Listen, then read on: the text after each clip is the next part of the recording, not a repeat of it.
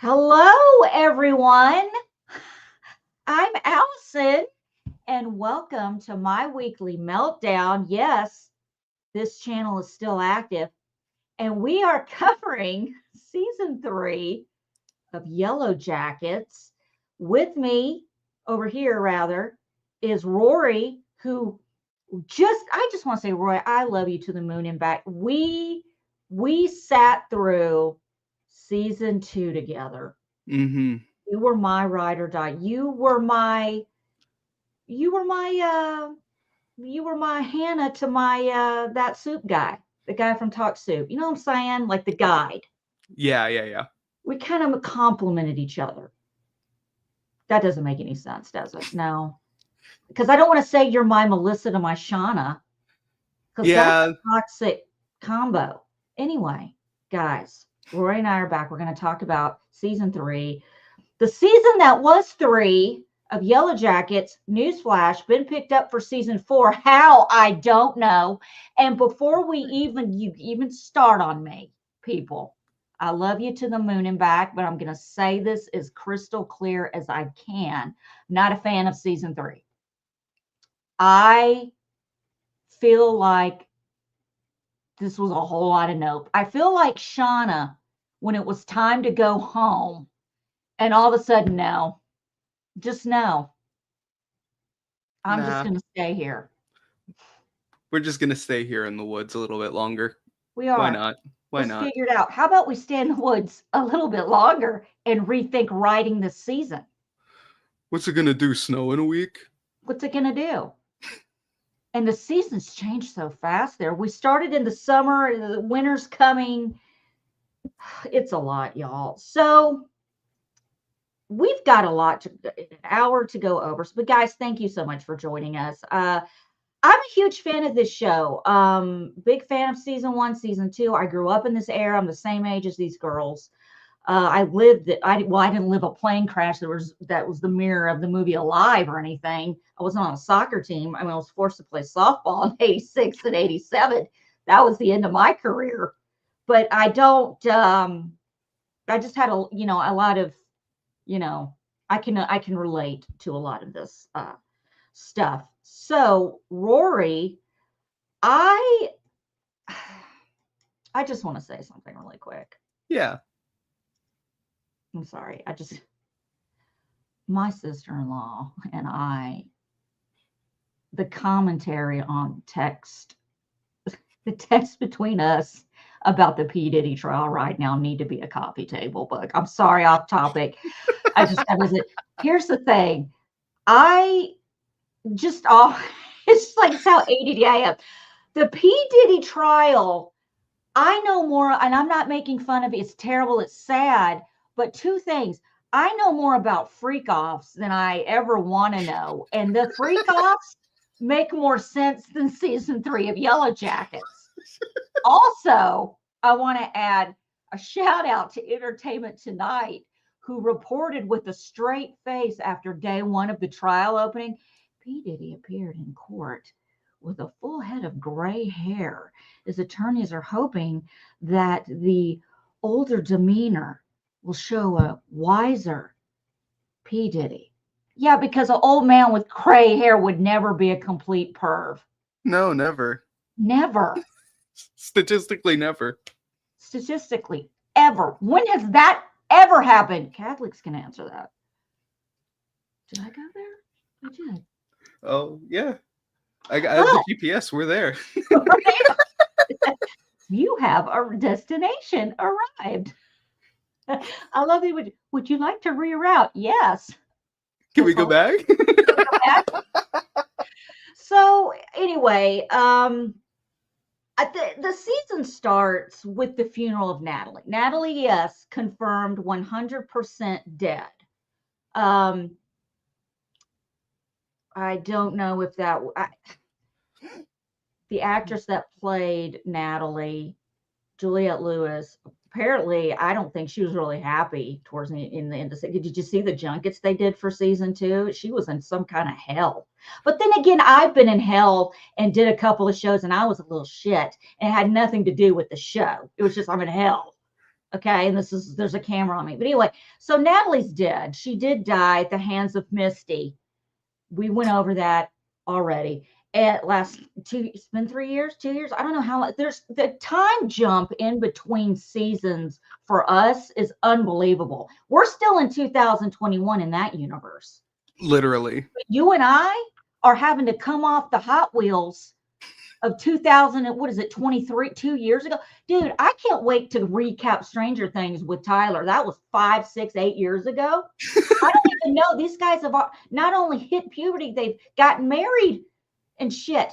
I don't even know. Anyway, so we're coming off of this and it's a funeral. Everyone's together for the funeral. It's sad. Misty's just excited to be invited to something. Yeah. And, Shauna goes to the bathroom. And I mean, who hasn't been in the shitter and heard Queen of Hearts playing a couple of stalls over? I have. I mean, I haven't either, but I'm sure someone out there can relate. But you're in the bathroom, you come out, someone's left a phone, the stall door is closed. I'm kind of just going to leave it alone and walk out. But she doesn't because she's Shauna and finds this phone. It's playing Juice Newton's Queen of Hearts, which was a big hit in the early 80s. That is a great song, by the way. Have you ever seen that video? I haven't seen the video, but I do love the song. You need to look up. That is a video. That looks like it was shot. It looks like somebody went back in time with an iPhone. And I'm not talking about a current iPhone. I'm talking about before you could take selfies iPhone, like an iPhone 3, and shot it when you could with the video. The first iPhone video that you could shoot, went back in time, shot the Juice Newton video, and then came back and decided we need to upgrade this shit. Anyway, that's a lot. Great video. Just look at it. It's on YouTube. It's great. Juice Newton had a lot of hair. Anyway, so she turns in the phone, and this just kind of opens up a whole plethora of things. Shauna comes home. There's a package on the front step. Now, does she completely just step over this and not see it? Or does Callie grab it first? I can't remember. So from what happened, from what I remember, this is after Callie got suspended from school because of her hearing the other girls talking about Natalie's death. And so she's been suspended. So she's up to like, who knows how late. Suspended. And Callie finds it. And then we jump ahead to the finale for a real quick second. She doesn't even know there's a note in there. So by the time she actually looks inside, she only finds the tape player. Or the tape. The tape. And I'm pretty sure she's like, what is this? What is this? You'd be surprised how many people don't know what tapes are. Literally, they don't know. And I just want to real quick. How did she miss that note? That thing was the size of it was like this big, and it flew under the refrigerator. Okay, whatever. That was a big red flag for me. I was like, yeah, okay. So we didn't see that. Sure, okay, I'll bite it. No, but anyway. So for plot, look, I accidentally hit the thing. So yeah, it just turns out that she hides it and doesn't. What am I going to do with this? This becomes a big thing. It kind of goes really nowhere. It's like, why would you even?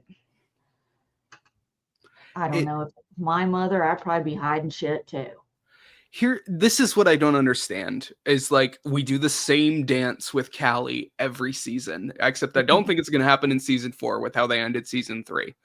But we do the same dance of her being completely suspicious of her mom, but then this undertone of like she wants to be close, but yet she doesn't tell her mom anything, which is, hey, you can't get close to anyone if you don't have a conversation. So she doesn't tell her mom about the tape, but instead freaks out about the tape after Lottie steals the tape.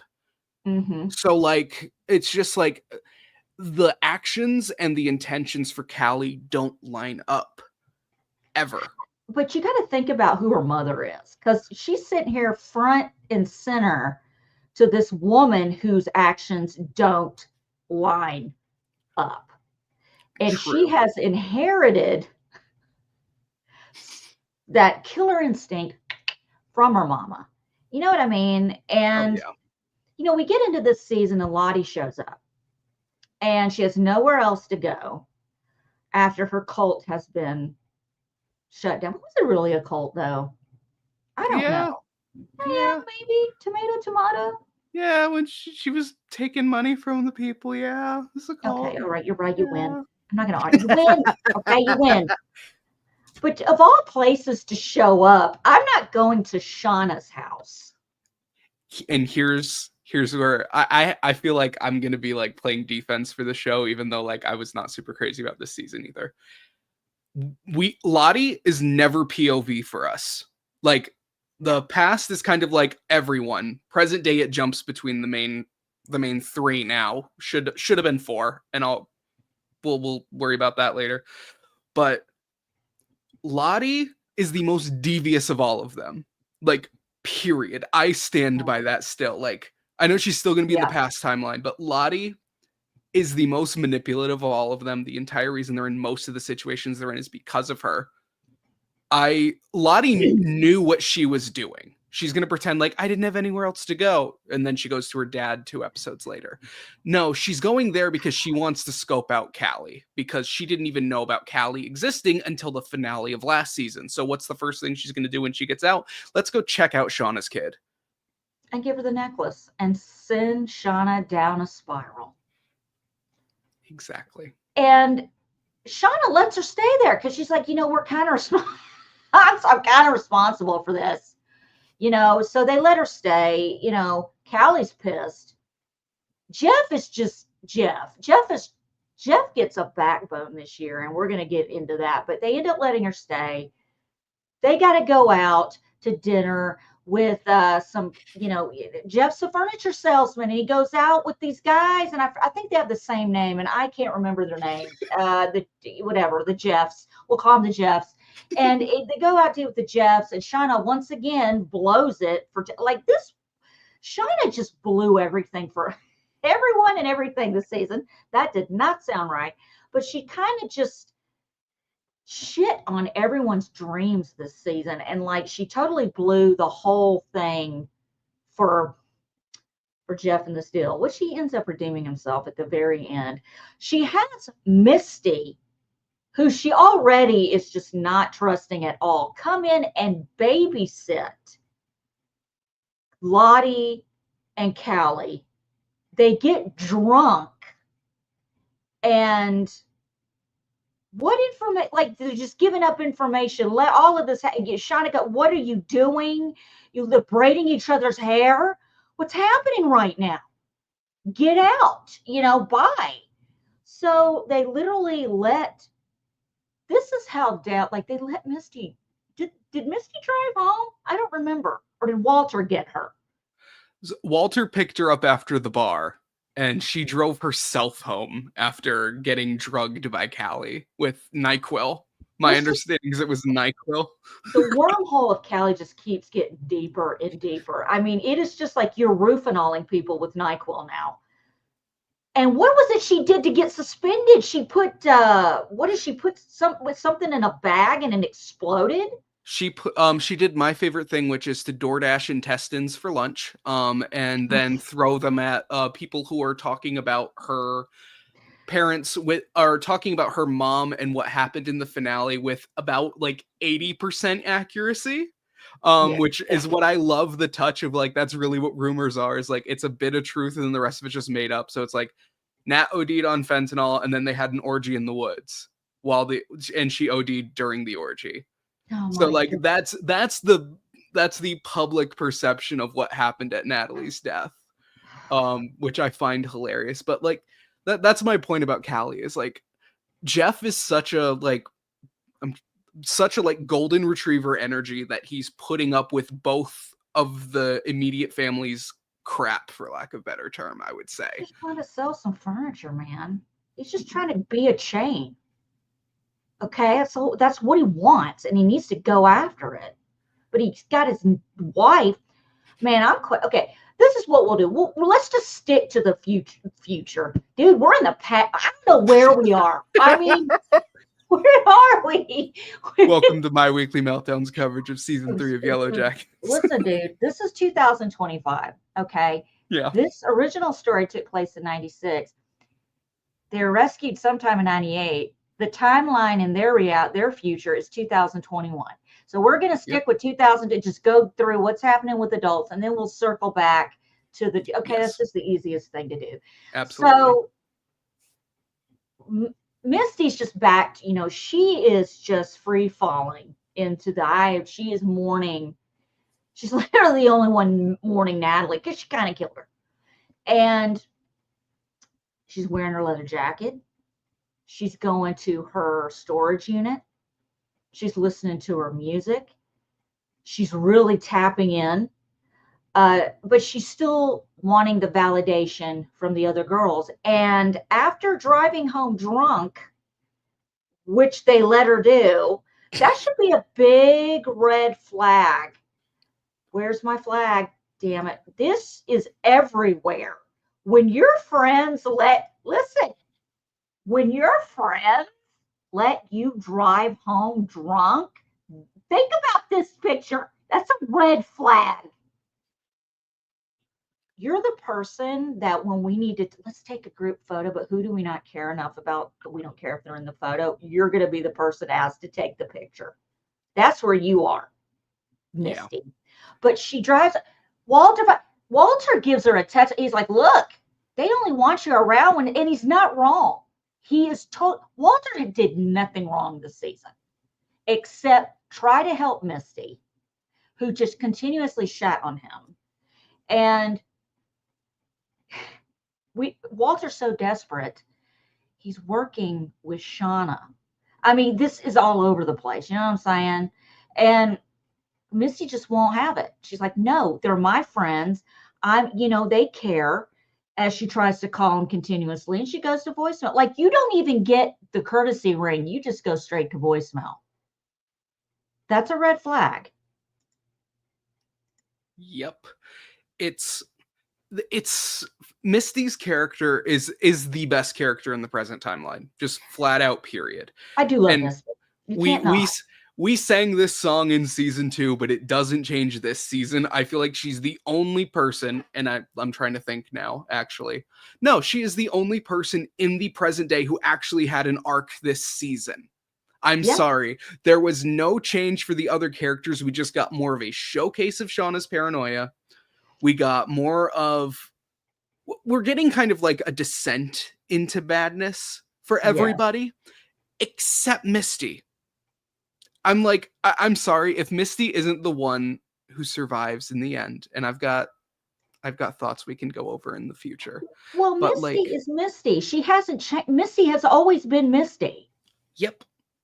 And always been treated like she's less than because she's not an actual member of the team. She was an equipment manager or whatever it was. Why? Because Coach Ben said he was afraid that she would screw up and they would make fun of her even worse than what they were already doing. Boy, that pulled at my heart. When we get to Coach Ben, I might need to find the Kleenex. No, yeah. I'm with you there because like that was the worst part of this season for sure. And I just want to point out, I do have a hat too. And I'm going to wear it when we get to Hilary Swank. Yeah. We're getting there.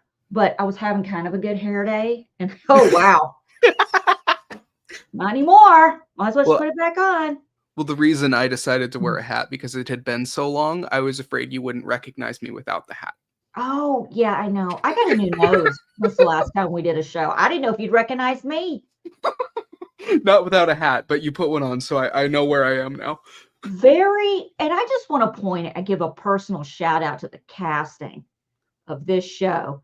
The zero resemblance between Hilary Swank and the young actress picked to play a young version of her. Terrible. The only grace I will give them is I think they made Hilary Swank wear contacts, right? I think she's wearing contacts. Look at her long enough to really pay attention. I was so pissed about the hat. I was just caught up in the hat. Like, people have to watch this show separate from me because once I start obsessing on something, I don't stop. I'm there during the whole episode. So Misty, we'll jump into Melissa real quick, not Yeah, literally, but I have to give it to Misty. She's not changed. She's always been Misty. She's owned who she is. Um, she did have an arc this season. I really loved it. She did not back down. She and Walter were still kind of working together while not working together to solve Lottie's murder, which really, I will say, the Lottie's murder did take me by surprise that the outcome of that. So we'll get to that in a second. But let's go ahead and just address Hilary Swank. It was built up. They announced it 18 months ago or however fucking long it was, that Hilary Swank was joining the cast of season 3 of Yellowjackets. She would be the character Melissa that, I'm sorry, has it been that long in between seasons? I didn't even really know she existed. correct. She was a minor character until this season, and she Very minor. stayed a minor character after this season. Oops, did I say that out loud? You did. I'm still okay. Hillary, this is the backstory. So Melissa, she had this toxic relationship because that's what it was. It was a toxic relationship. It wasn't a relationship. It was a relationship with Shauna in the wilderness. Okay, and it was bad. She was terrible to Shauna. I mean, Shauna was terrible to Melissa.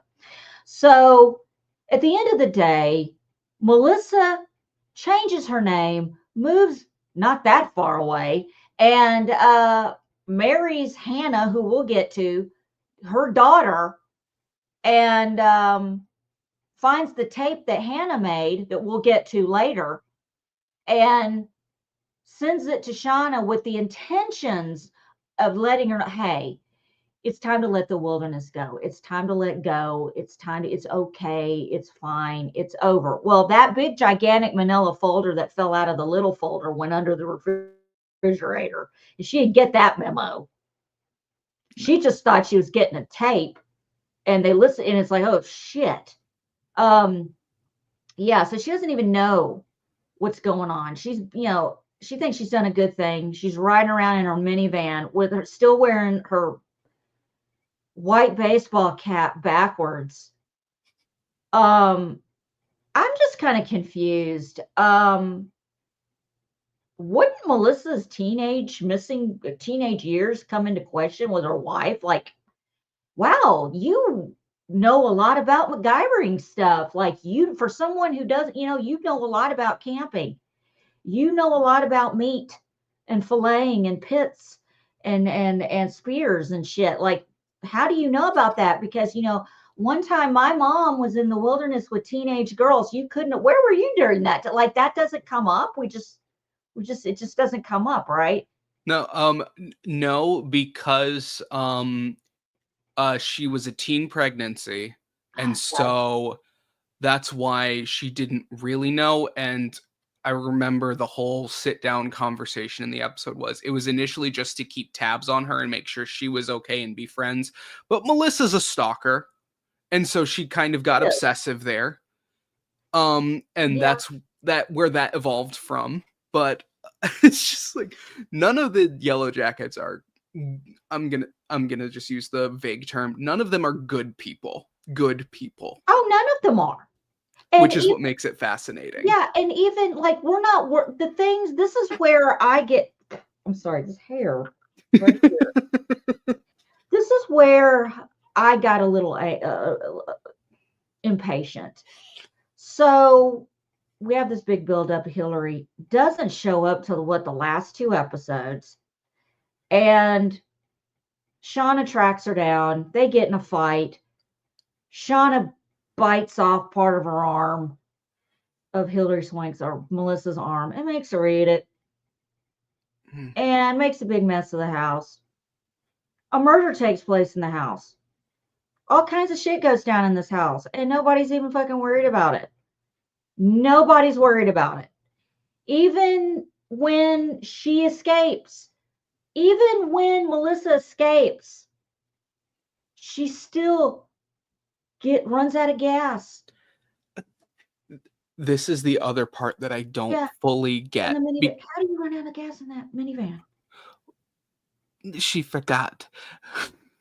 But it's just like, here's what I don't get to. Even though, is it just built in as a trauma response that they're gonna listen to what Shauna says because she's the queen? Like, some of the intentions don't make It, sense. Like, no matter what, they are going to they're following Shauna's lead. It's like, oh, that's Melissa. We were coming here for Melissa. So now we're on Shauna's side again. And let's bring Melissa back to her house. and I'm sorry, I got to take this off for a second. I just want to say there's nothing more Southern than what my hat says. Oh, bless your heart, Bless sweetie. your heart. What That's does what yours this say? mine was the college that I dropped out of. Well, I'm not blessed. At least my hat doesn't say blessed. Because Bless you know my heart. everybody's in a blessed damn hat around here. But I want to apologize because there is no way for us to God, responsibly recap this season because it's all over the damn place. Now, if we'd done it episode by episode, I Maybe still different. it may have Yes. been different, but there's no way to really, and you've already seen it, and that's why you're here. But here's the thing. Shauna attacks Melissa. She escapes in her minivan. How you have children and you don't have gas in that minivan, I will never understand. I had one child, and I always make sure I had gas, but not everyone's like me. Thank God. No. This is the problem with the present timeline. The This is past, my present, past, or the 2021 timeline, I should say. whatever. The 25th anniversary timeline is what I've seen most people refer to it as, or the present slash 25th anniversary of the crash. The problem is this season, I am pretty positive because Juliette Lewis wanted out of the show, and so therefore they didn't have Nat to follow their original plan. They jumbled 3 different plot lines through in a Jesus. way that Yeah. didn't feel cohesive. It No. started out with Lottie getting out slash Callie acting out again. And then it transferred into who killed Lottie, and then it transferred into like Melissa's back in the story, and then she's gone again. So like, why did we even do this? That's the problem that I kind of have with the present. I honestly think the past timeline could have been 9 episodes this season, and the present timeline could have been 6. Either way, that math is not 10, no matter how you want to slice or dice it. So, like, No, and like I didn't like the fact that we didn't even see Hillary Swank until the last 2 episodes. I'm guessing at that point that Hillary Swank is Melissa, and the only way I really knew for confirmation that she was Melissa was the fact she had that fucking hat on. yeah. I will say though, they did do good with like kind of like trying to like psych us out over the course of the season, Yeah, which we they will did. get into for sure in the past timeline. But with the present, them saying the episode before Hillary Swank's reveal to be Melissa was they said Melissa's dead. I was like, oh, then is Hillary Swank playing the daughter? That's Because what I thought. that was my thought too. But like then it's revealed no, Melissa faked her death to get away from the Yellowjackets, which considering their behavior pattern as adults and how controlling they are of the narrative, which is back to the pilot of why Taissa even sent out Jessica Roberts to make sure nobody was going to say anything because she was running for office. It just, they were so controlling. Melissa's like, I need to get out of the situation. But ironically, she didn't even leave the situation because she got married to daughter. So And like, she's not even that far. And it's like, what? Okay. Another thing that really got is like you were saying before, Shauna's character, because the big reveal, I have a list of twists, and one of them is the Antler Queen. And God dang it, my mouse, I'm going to tell y'all something right now. This thing, I have been fighting with this thing, and it's not the batteries. God dang it, I can't even scroll down my list. Okay. I'm going to center myself. No, yeah. So just ignore it. It'll go away. Okay, here we go. So Yes. I've got my list. It's working. The twist list is what I called it, like the antler queen. That completely changed. And like you said, it became Shauna. And there is this kind of trauma knee-jerk response because you don't know what Shauna's going to do. She kept everyone from leaving. They followed her, and there were dire consequences for the girls who didn't. And it was like they split into two packs, and she was sniffing them all out. And you didn't know what she was going to do. I didn't see her biting off Melissa's arm in that showdown. I didn't see that coming off. I could see why Melissa ran off, and I'm not giving shit to people who run out of gas. God knows I've done it a million times. Shit. Don't come for me. God, hashtag it's okay gas. What a terrible hashtag. Anyway, the fact that she just leaves her house in a panic like that, not even thinking about her wife coming home, anything, to get stranded on the side of the road, to get picked up by the other three who are en route, to be brought back. And it's like, what are you doing, Shauna? And even then they're kind of sucked back into this world. Shauna, like, it also kind of dawns on them in that, man, she is off the Richter scales. Yeah. This is all her. This is all her. And it circles back around to Jeff, who's finally opening his eyes to seeing, yes, my wife is a freaking lunatic. She's got to stay in this no-tell motel with our daughter, and I can't do this anymore. With everyone this season, it was Misty getting over grief, and then Misty's arc for the present is her getting over her grief by diving into Lottie's case, and then still choosing to prioritize people in her life over someone who actively cares about her and Walter. Exactly. Thais's problem is, like, I don't even want to get into the conversation of, like, how much was the other Ty in control of this season. I'm so sick of that storyline, girl. I don't even know where to begin. And that I completely agree, but it's just like clearly, like, other Ty's not in control, and like, what even is other Ty? That, like, that whole debacle that we can touch on a little bit if we want to, and then Shauna's kind of spiral into paranoia, which wasn't really shown before 1 and 2, if I remember right. She's not, like, very paranoid. No. And then suddenly she, like, paranoia becomes her kind of, like, her trauma response of, like, everything's out to get me, which is why I will say, like, just focusing on Shauna, her kind of reveal towards the end is that, like, everything that happened to her this season was coincidence. Like, it wasn't someone out to get her. The exception was Misty not warning her about the freezer, but even then, Misty wasn't the one who closed the door to the freezer. And she just went and immediately blamed Misty because they know what Misty's capable of, but they're promising to protect each other's secrets. They just kind of keep Misty at distance because they know what she can do. Right. And Van, honestly, Van. I'll stay on Shauna for now. But, like, I do get and I don't get Shauna at the end. Because clearly, like the letter that she writes at the end is her basically saying, like, she's not basically like, I'm not holding back anymore. And I'm like, you've been holding back. I can't wait to see what not holding back looks like, Shauna. And just remind me before we jump to the past, because I've got like my conspiracy, my tinfoil hat theory of how the show is going to end, because I didn't know it would. I didn't know it was renewed for 4. I was going to say if it ended here, if it ended here, I would be okay with it. Honestly, I would be okay with this being the end of the show because it's an okay ending. And I can. Here's the problem I have. I don't know where Thais's character goes. Let me say, first of all, what I wrote about, I couldn't even. Okay, like I was. I can't even read this shit out loud anymore to myself because it sounds so stupid. Like, we just are gonna sweep under the rug we're okay. Thaisa's marriage. She was in the Senate, right? She won. Was she a senator? I can't remember.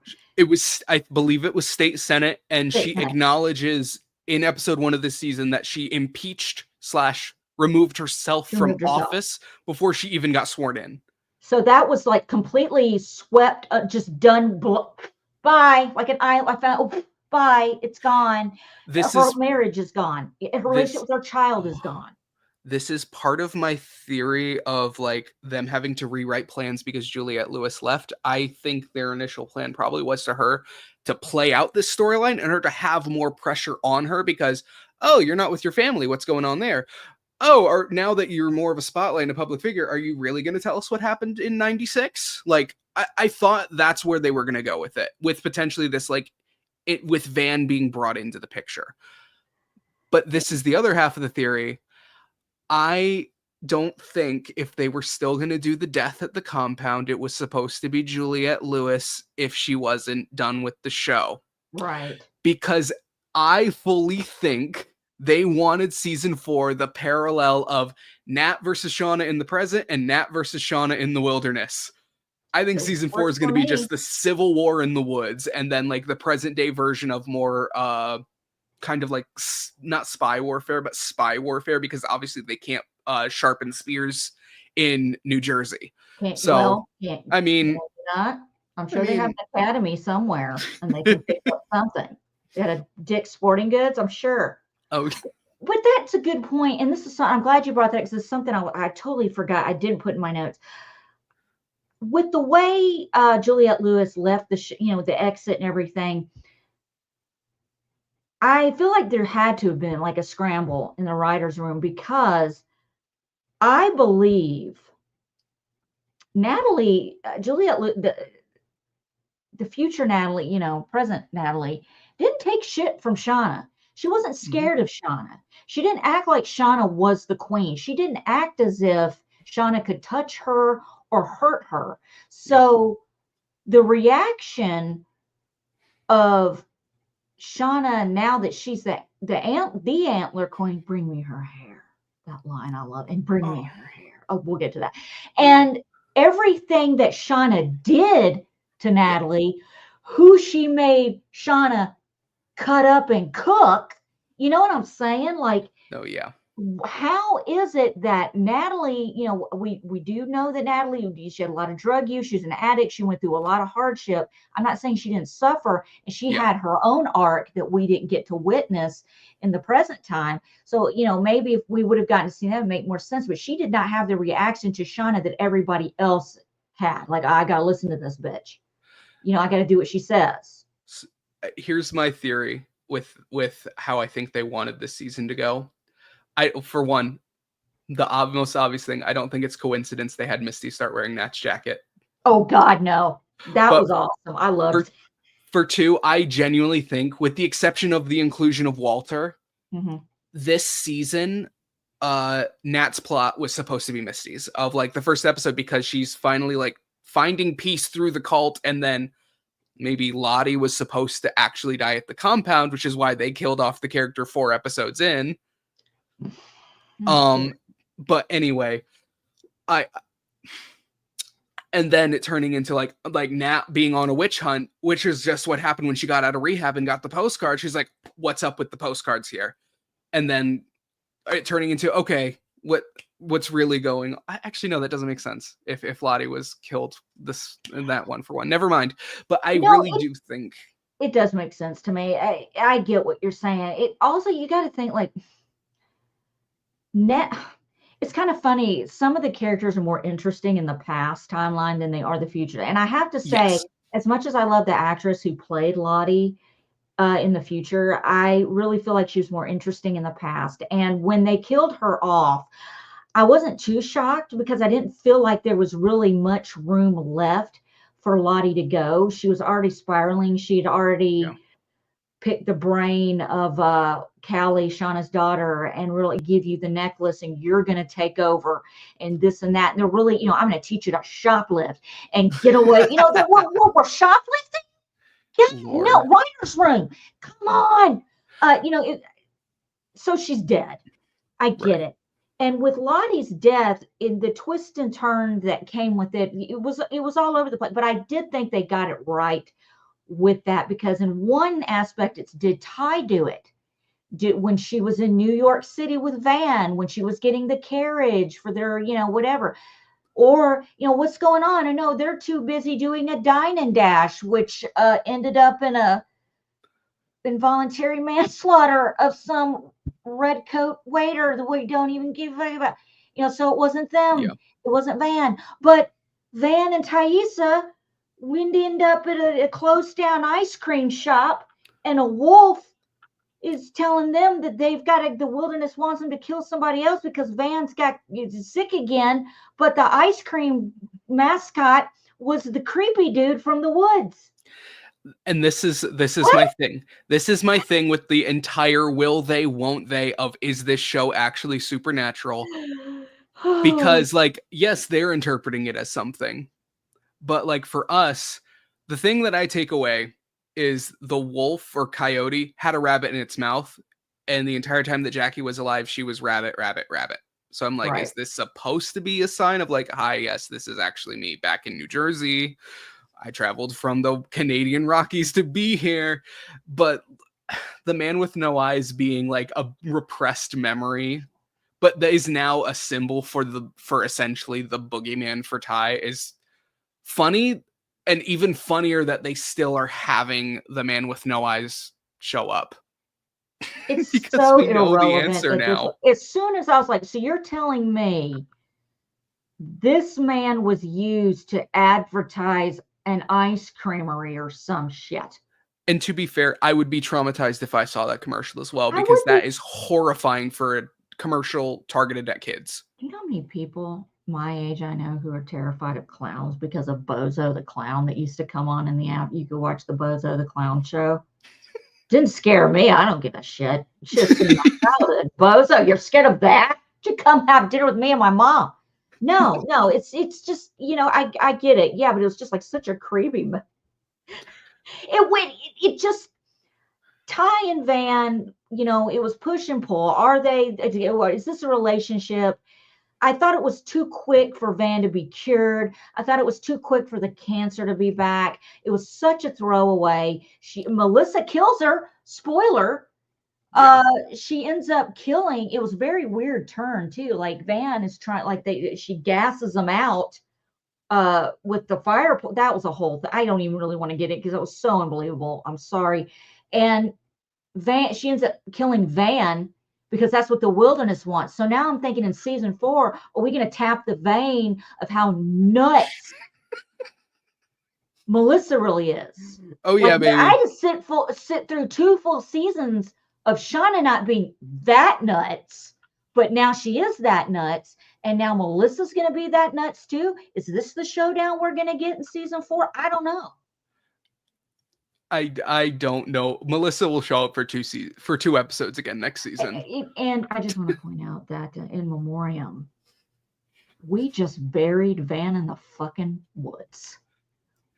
I mean, to be fair, it's another body attached to the Yellowjackets. You don't think somebody's going to come across that corpse? Oh, of course they are. But like, it's such a throwaway. We just buried her. But she'll be a Jane Doe for enough time because the case is going to be investigated in the Virginia area, not in New Jersey, because that is so far away. You know what I mean? It is far away, but also at the same time, well, we did kill Kevin. We did kill that the best investigator in New Jersey. Yeah, and insert name of town I don't dare try to pronounce because I would butcher it. What is that? That's it. Yeah, the Wickatucka Police Department. God. Yeah, and that's not even a thing in season 3. That's not even a thing. They have just dropped the ball on so many different plot points to drive the show in one direction. I think it was best in season 1 where like everybody has their own stuff going on, and then like, you know, they come together in the end because there's loose ties between everything happening, but like they're all living their lives. And now Ty, only step forward I see for her is just being Misty's sidekick for Misty versus Shauna present day. Mm-hmm. Shauna's just gonna be reckless, which cool, like that'll be fun, I guess, but also She's like always been reckless though, in that undertone, because look what she did in season 1 when she killed dude, you that's know? very accurate. She has always been reckless, but she's now willing to be reckless, which is going to Yes. be Is it reckless? It's wreckful. wreckful. I'm sure there's a better word than that. I here's where I don't like where the present's going. I mean, it's predictable, but it's not going to be as fun as the past, which I don't care about I think it's the same for season 2. It's like we care more about what's happening in the past than we do in the present. But the biggest thing with Shauna, and I apologize if I've already said this, but like her no longer hiding her diary entry and her writing on her grocery list that was stuck to her fridge shows that she's going to be more reckless now. She's so lazy now. It's just sheer laziness. So if you want to jump into the past, here's my big bold prediction for where the future is going for this show. Before we jump into that, real quick. Yeah. We've got Callie did murder Lottie. Yes, she did. We got that real quick, and we'll get to how we got to that. But here's the thing: the fingernail, Shauna's DNA was under Lottie's fingernails that Misty got and got one of her buddies to take care of. But it turned out to be, I can't forget, God, I should know this as many murder shows as I watch, but it turns out Callie, and she confronts her about it. And I don't know where we're going to go with that. But Callie did confess to Jeff. Did she not? I'm having a brain fart. Callie did confess to Jeff after Misty confronted Callie. Okay. And then Misty, we assume, because it happened off camera, like much of the show with this points I think we do need, which I will absolutely address in the past, but basically like helped them wipe everything so that they could actually disappear from Shauna, because with the iPhone family, like Shauna would just be able to find them without wiping everything. So they disappeared, and Jeff's just like, hey, we need time. And then she made a hot pocket and wrote a diary entry. Hot pockets are awesome though. But here's the thing. Yeah. I'm waiting for the Jeff and Callie spinoff. Let's just stick to the past and watch Callie and Jeff in the present. Can we do that? Writers, hello. It'd be a slice of life, very grounded show. Slice of life. That's a good segue. Oh God, me not even realizing what I just said. We're gonna segue into the 1996 timeline. You wanna start off with this, or? Oh my God. So completely off camera, without any reason addressing it, everyone is now terrified of Shauna. No indication as to why, other than her being the butcher and potentially not wanting to have a poker face of how great the situation is that they are in. Arguably the only person with more baggage is Travis, who's had 2 family members die during his stay here. And that's why Travis is even like, I haven't had it worse than Shauna. And I'm like, y'all are competing for gold and nobody else is playing for bronze, but we're here. Actually, that's not true, because Van got torn up by wolves in season 1. But anyway, missing half her face. That's a good point too. Wilderness stitches. After the cabin burned down, which again addressed off camera, they somehow kept that fire burning throughout the winter, like the Olympic torch that I do not believe actually stays lit all the time. No, it doesn't. There's no fucking way. Pardon my French. I want to say, just no fucking way. My ADD, I actually watched the opening of the Olympics this past. I've never really done. I'm like, I'm going to sit there in Paris. I turned, and they had the illusion of this guy on the. Anyway, I don't want to get to it. I watched that whole torch I watched that torch and I'm like, how? That's a whole other show. But yeah, there's no way. I buy the Olympic torch, but I don't buy the cabin. Correct. So they allegedly keep the cabin burning for months to be their warmth through the winter, and they build a new community with wooden structures next to the plane. Um, and this has been happening through. We are time skipped towards the end of spring, I have to assume, based off of the weather, where they've wrangled up animals that Aquila is taking care of. Jen has been taught how to hunt by Nat so that Nat can be more of a leader and not disappearing to hunt. Lottie's continuing her spiritual journey / being upset that she can't hear the wilderness anymore, so she's using Travis as a vessel for the wilderness by drugging the hell out of him. Which I don't blame him for throwing somebody else under the bus because he was being drugged multiple times a day to hear the wilderness. His character just really got thrown away this season. Like even the actor looked shocked to even be there in this scene. He's like all the time, and I felt so bad because he was such a key. Okay. My favorite part of in real life is that Mari and Travis are dating because the characters is like they would not. They're just they're good actors. I love it. And basically, it kind of turns into this narrative of Melissa tells Shauna everyone's afraid of her, which again is kind of addressed off camera. It makes sense for the intentions in present day that people are still scared of Shauna, but like this just feels left field because there's not like Shauna was lashing out at people in season 2, with the exception of her beating the shit out of Lottie. But like that's one incident. I would think mentally it would be multiple things that would cause everyone to be completely afraid of someone. Totally forgot about that. Wow. Because that could be another reason why she lost her baby. Yeah. She's spiraling. And I don't even think spiraling was a spiral back in 96. Yeah. But I mean, I think, and we're probably in 97 at this point. It's got to have been a year, right? We definitely are in the spring and summer of 97, then leading into the winter. Yeah.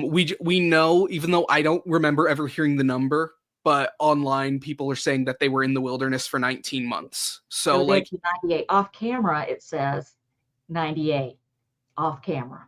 Off camera. Who needs it in the storyline? It's only no, it's not like it's important for us. Especially when they've breezed through the entirety of 1997. As you're telling me, nothing that important happened over that entire lapse of time.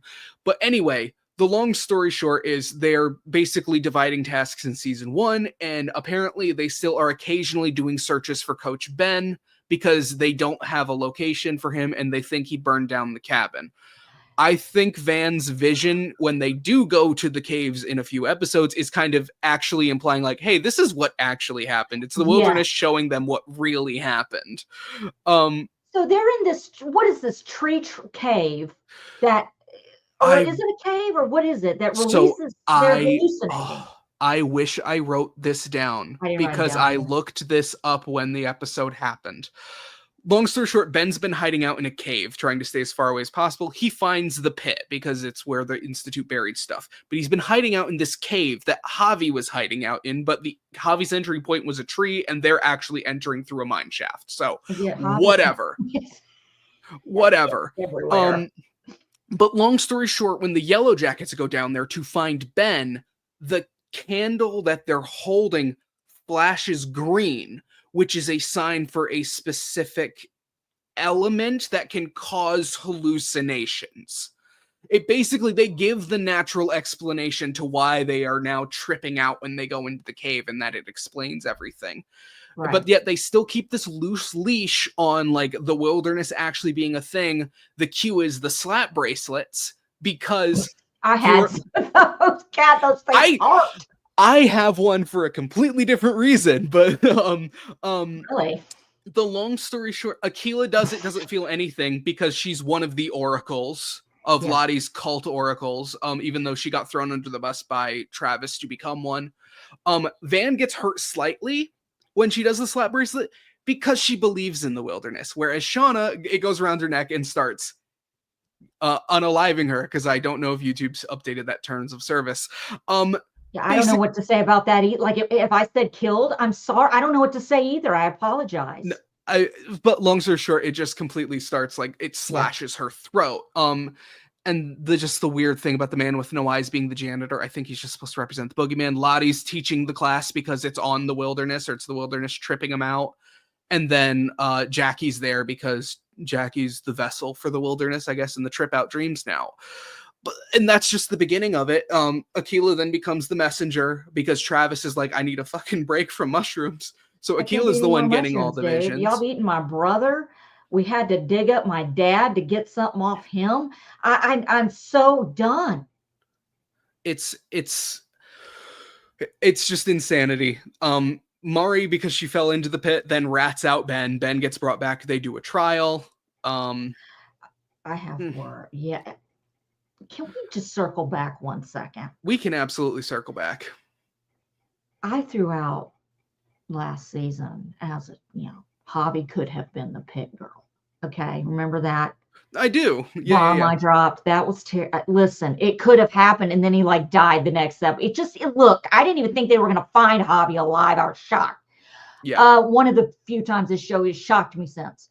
But I have never for a second doubted that Mari was the pit girl. And when the pit was found, and Ben finds the survival stuff in there from the scientist, all that, and she falls in the pit. She hurts herself. He takes her back to the cave. They actually have a hallucination moment. And he's like, I don't know what to do because you're gonna. I'm trying to figure out what I want to do. He feeds her. He takes care of her, and my favorite is when she hits on him, and he's like, "No, girl, that dog don't hunt in these woods." Okay, and no, I'm gay. Stop. And he lets her go because Coach Ben has such a good heart. He didn't burn that shit. He didn't burn that cow. Absolutely I will never not. believe he burned. I believe that the ember coming out of the fire is what happened. Yeah. I think he took the matches so he could build a fire. He really hadn't had time to practice. He's too busy nursing a wound and watching these bitches go nuts and make tampons. He doesn't know what to do. So, he's doing all, he lets her go. Can we also point out they spent 5 minutes looking for Marnie? Literally 5 minutes looking for, I'm tired, let's just go do something else. Literally. And then she shows up and Shauna just interrogates the out of her. Yeah. And she ends up ratting on Ben. And Natalie's known where he is the whole time. And because Nat is the most sane person there, and the reality is, if you remember in the beginning, he's the only one that actually has survival skills. Yeah. Misty has medical skills. The reason they're still alive is because of everything Ben taught them, because he couldn't physically do it. Nat doesn't forget that. Nat also knows, like, he's a coach. He has our best interest at heart. And so they bonded too. They bonded. Like, to me, Nat in that character is the kind of person that you do grow up and you run into your younger teacher that you were, we can be friends now, dude. Let's hang out. Like, I have a couple of, I've run, and man, just, they're so cool. Like, you can really, you get along, and I remember when you were a kid, man, I was, that's the kind of relationship they had. And the whole, let's just talk about Ben. Can we focus on Ben for a minute? Absolutely. I have a whole thing about Ben. Okay. And my fucking mouse. I'm sorry. I'm trying to work on that, y'all. The effing F bombs. Sorry. Anyway, who cares? So Coach Ben is brought to justice. He's put on, I don't even understand the vote. Can you explain the voting of first of all, the trial is bullshit. His whole closing argument, and I think Misty did a great job defending Coach Ben, which she did what she had to work with what she had to work with. I heard one person compare it to the O.J. Simpson trial in the sense that Ty thought she had a layup, that everyone was going to do it, and then Misty actually went to bat, and Coach Ben actually went to bat. And therefore, it took Shauna scaring the shit out of everyone to flip a vote. She flipped the house. Because Lottie and Akila ran away. And it deadlocked for hours. And rather than them having more discussion, Nat just kept going, vote again. All right, guys, now vote again. Why did they have to vote again, though? I mean, if everyone's not on the same page, dude, if you're following that's a mistrial. Now, you can retry the person with a mistrial. Now, if he's found not guilty, you cannot charge the person with the same crime twice. Listen to me like I'm commentating on freaking Dateline NBC or something. And that's the thing too, is they address that it's like they're not following the normal judicial system. It had to be like a 60% majority. Regardless, it was like evenly split before then. It wasn't like close. Why are we even voting in the first place? Because you guys are going to keep doing this until Sean ain't going to fillet your ass. Like, that's the thing too, is like, that tells me is like most of them didn't have a thought about it, with the exception, like Taissa was convinced, Van was convinced, Shauna was convinced. Misty, I don't know what Misty thought, but Misty was told like, hey, no one else wants to do this. Here's the shit bucket. Go defend Ben in a trial because we don't care. Like, our opinion of you isn't going to change. And his whole closing argument about how he cared about all of them. And yes, I abandoned you like my father. Oh, I can't. It got me because he was like, yes, I should have been there for you. And I did everything that my father did to me.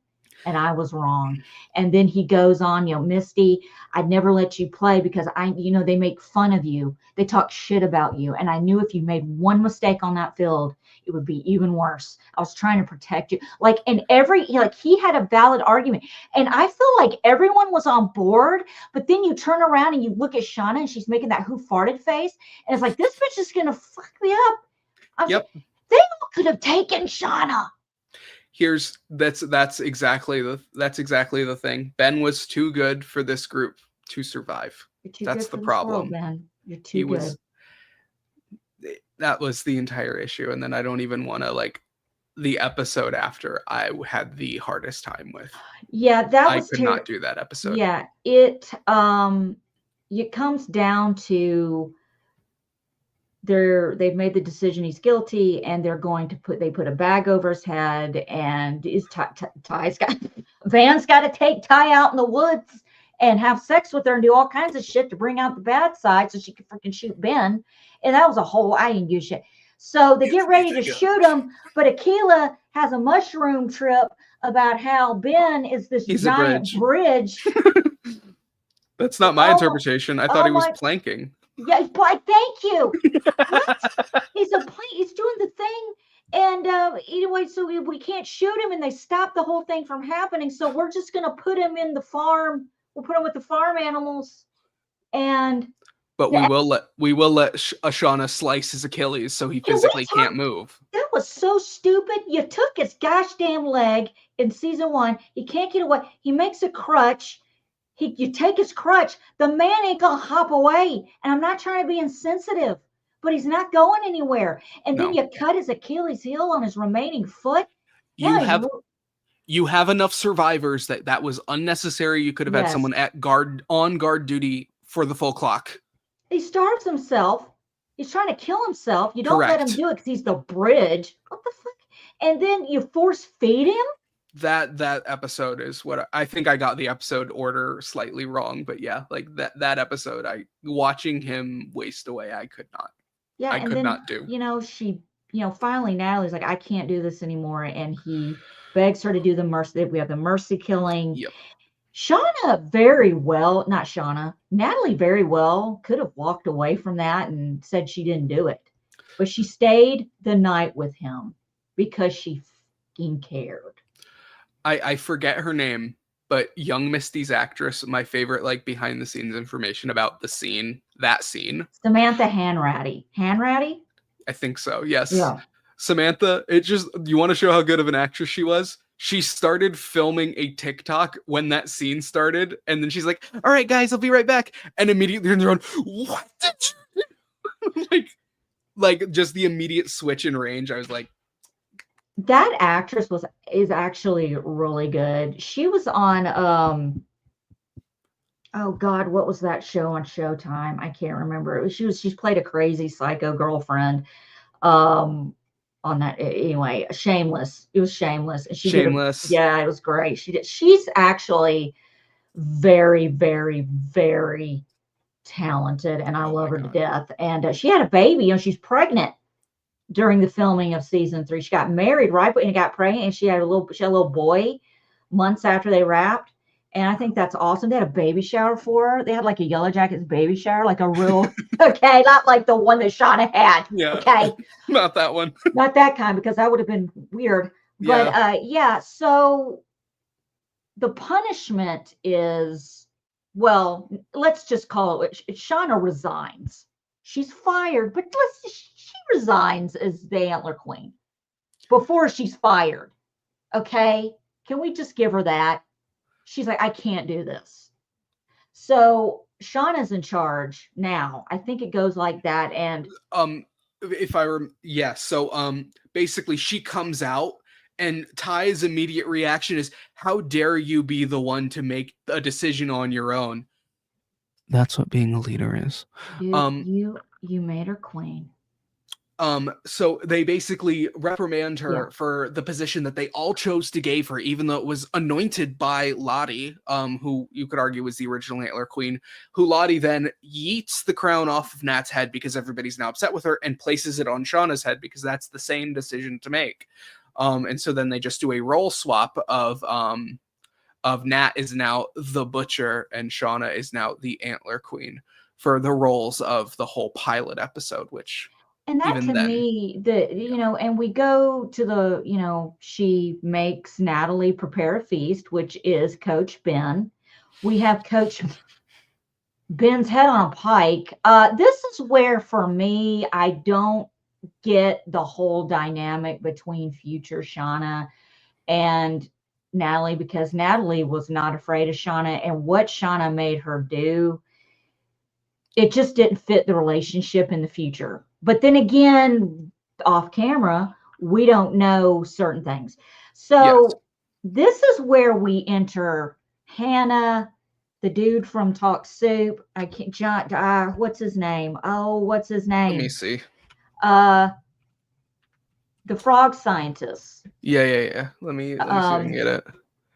Where are they you? show up at the end of the episode, and they walk into these, they're dancing around the fire, they're having a good time, and Lottie stops and goes, oh no, or something like that, and an arrow goes right through Hannah's boyfriend's eye or head and kills him instantly.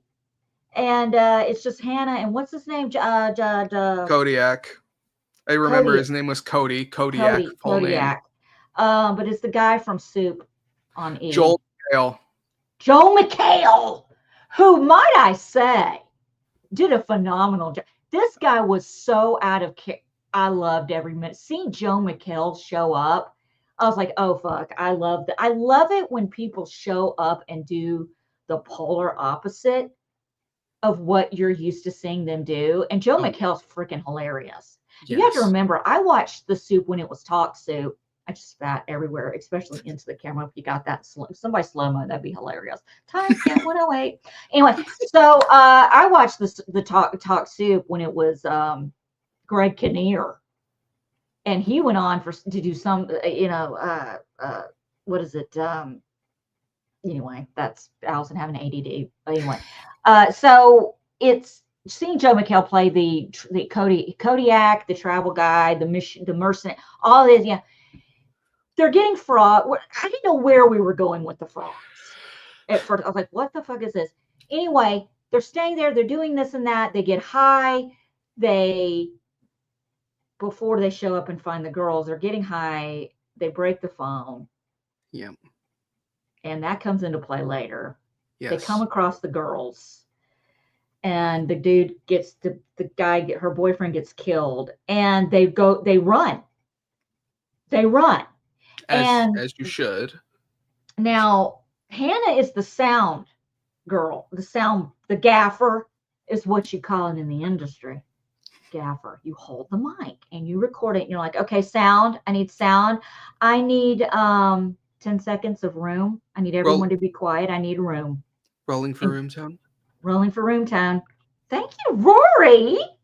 We see each other. I see you. Room tone. So anyway, she's running. She gets under as she's running for her life, you need to be as quiet as possible. She's under a log recording a tape to her daughter she gave for adoption. She's not even whispering. She's talking into this thing when babe, this could have waited. I really think this could have waited, but it didn't, and it's fine. They find her, and call me crazy, but they don't actually find Kodiak, do they? He's trying to help Aquila and That's the next episode. Yeah. So Travis and Aquila find Cody because he almost falls off the crystal cliff, as I'm gonna call it. And Hannah's like, stop, I want to join, I don't want to die, which is purely like, she's like, survival instincts kick in. And this is what I will say, like, episode by episode, they did a good job of swerving us because we know Pitt's coming, and we finally are introduced to another character with long black hair who could be Pitt Girl. I didn't think it was. I mean, do we talk about the switch, the switch of the flip of the switch real quick? Aquila and Travis putting it, all of a sudden it goes, take us with you. Take us with you. Guide us home. Guide us home. And they were actually going to go get help with him. Yep. But Aquila, she had to change her heart, didn't she? I don't get it. That part still doesn't fully add up to me. I think her thought process genuinely was, I'm leaving threads of my clothes so I can Hansel and Gretel my way back. But then it turned into them thinking it was her leaving a trail of like, here's how to find me. I think Travis was trying to bolt in that moment. He was like, Travis was I can't handle these bitches anymore. I got to get, they ate the last dude. You saw his head on the pike. I got to go. I want to believe Aquila was in the same, I want to believe Aquila was of the same mindset. And then when everybody showed up, she was like, well, shit, we're back in it. I think she lied. I think that in case they got lost, she wanted to find her way back. And I think when they found him, she flipped the script. Oh, I did that so you could find us. Like, no, this was in case if Cody turned on Travis first, I could know how to get back to camp. Yeah. That's what it was. You have this, they interrogate him. You know, they do end up interrogating him. Like, I don't know, what year is it? Where are we? Blah, blah, blah. Who do you work for? Who do you work for? And in another moment that I did not see coming, is it Natalie? She gives Hannah a knife because they're with the farm animals. Yes. We're putting everyone with the farm animals. Yes, farm animals is prison, because it's supposed to be symbolism. Basically, like with the knowledge of now that there are outsiders, the plan comes together of like, we can escape because clearly these people don't want to there are people here who do not want to leave, aka Lottie, the instigator of everything. And then Shauna, because she doesn't want to give up power. I skipped something. I'm sorry. Yep, you're good. They found Aquila and Travis and Kodiak and they bring them back and they're going to leave. They all agree, we're going to go home. We're packing. Everyone's excited. I'm going to go to McDonald's. I'm going to get a Big Mac. It's not all of them, but it is a small group of them that includes Nat. Mm-hmm. And I don't remember if Misty's in it or not. Misty wants to go. I know Misty gets on board, but I know the initial plan is I'm going to be with the leaders. Misty's like, you guys always send me away. I'll be a spy to make sure there isn't an actual plan happening, which then becomes a brilliant decoy when she does actually help out, because she's like, I'm letting you know everything they're plotting and planning. But long story short, the first instance we get in the wilderness of Shauna's paranoia is that she thinks something's going on the night that Nat slips a knife to Hannah and Cody so that they can cut themselves free and then lead the rest of them out while they're hiding just outside of camp. But Shauna catches that shit, and Hannah stabs Cody through the eye to save her own life. And I did not see this coming because up to that point, they were going to let him lead him out. and Shauna said no and created the Shauna mutiny, and they all stayed. And they were Yep. keeping them there that night. And that's when she killed him. You're going to get out of here. You're going to get free. You're going to take us because we Yep. want to go. And Yep. of course, Shauna's sniffing it out.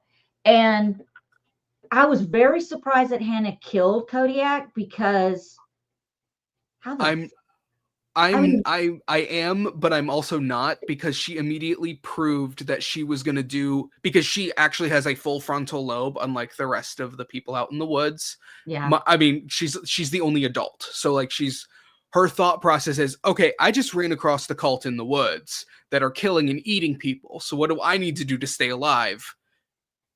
Tell them that I'm going to be loyal and I'm going to be a follower. So that's exactly what she did.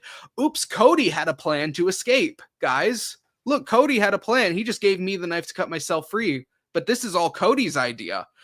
And then Cody's like, you lying. And then she's like, oh, yeah. really? I'm going to live. Hannah gets it. Like you said, she's the only person that's really in reality with the frontal lobes. You know what I'm saying? And aside from Nat, but aside from that, and she understands in that moment, this Shauna chick is so out there. I gotta kill someone to prove I'm on board. She's paranoid, and she's now in a position of power, and she's absolutely abusing it. Yes, that's what happens with Shauna. At the end of the Wilderness arc. She's using real abuse because Melissa did get shot. Yeah, and I'm sorry. It's a barbed arrow. We have to push it through. And where are you at, Shauna? Hunting down the man who is going to kill you, as opposed to actually staying here and being with you to help solve the problem. But Shauna is kind of about Shauna, so I wasn't really Correct. like at that part of the season. I'm like, yeah, like basically, can we go home now? No, I don't want to. No. And even before they made it official and started dating, Shauna's words to Melissa were, just don't be boring. And then at the end, when they break up, I knew you would be boring. Imagine sitting on that for 6 months or however the hell long you've been dating somebody. It's like, yeah, we can be a thing, just don't be boring. And Melissa only did it, again, as a survival mechanism. A lot of the decision making during Shauna's reign of power was survival mechanisms. It was not actual loyalty, whereas Nat was a good leader and had actual loyalty because she was empathetic to her people, as opposed to Shauna's like, I'm in control. We are doing what I want to do. Dude, I'm sorry, but if Shauna had said that to me, I would have murdered her everywhere. There would have been murder all over the place. I would have killed her. I'm being serious, hand to God. I'm telling you right now, because my mind is going, she's one bitch. This is why, guys, what are we doing? What is happening right now? We don't need her. This is what I think is fascinating, because when the hunt happens, Melissa has Shauna dead to rights. And so that entire now thought process goes through my head of, oh my God, in a way, Melissa did let all of this happen because she was about to kill Shauna and then backed down. You know what? That pissed me off to a level. I don't know how familiar you are with The Walking Dead. I think I'm still bringing it up in therapy. Season 2, Andrea could have killed the governor, but she didn't. And instead, Herschel got beheaded and a bunch of other shit went down at the prison. Yeah. And all Andrea had to do was kill the governor in the middle of the night. It's an act of moral compass of trying to be the bigger person, and then that leads to more repercussions in an apocalyptic scenario. You know, hopefully I die right away in any sort of apocalypse. I hope you die, I die, my family, because I don't want anyone suffering. I hope everyone I love dies in an apocalypse, because I don't want anyone to suffer. I ain't doing it. No, that's a whole lot of nope for me. But it is true. This also goes to survival mode. When they're searching, they go back to, I think it's Thaisa and Van, they find the camp Yes. where the frog scientists and Kodiak are staying, and they find the phone and it's broken.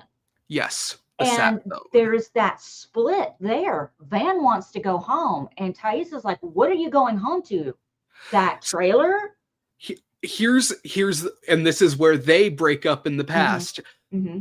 It's not that Ty doesn't want to go home.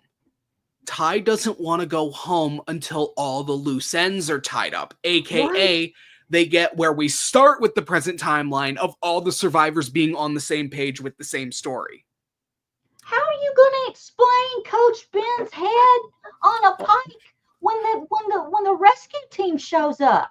That's That where their head's at. Like, we got to get rid of body parts. that's We just pure stupidity. That just is pure stupidity that you're now displaying your we hear the wilderness and it hears us. not Here's the the head of who we have wilderness. just killed.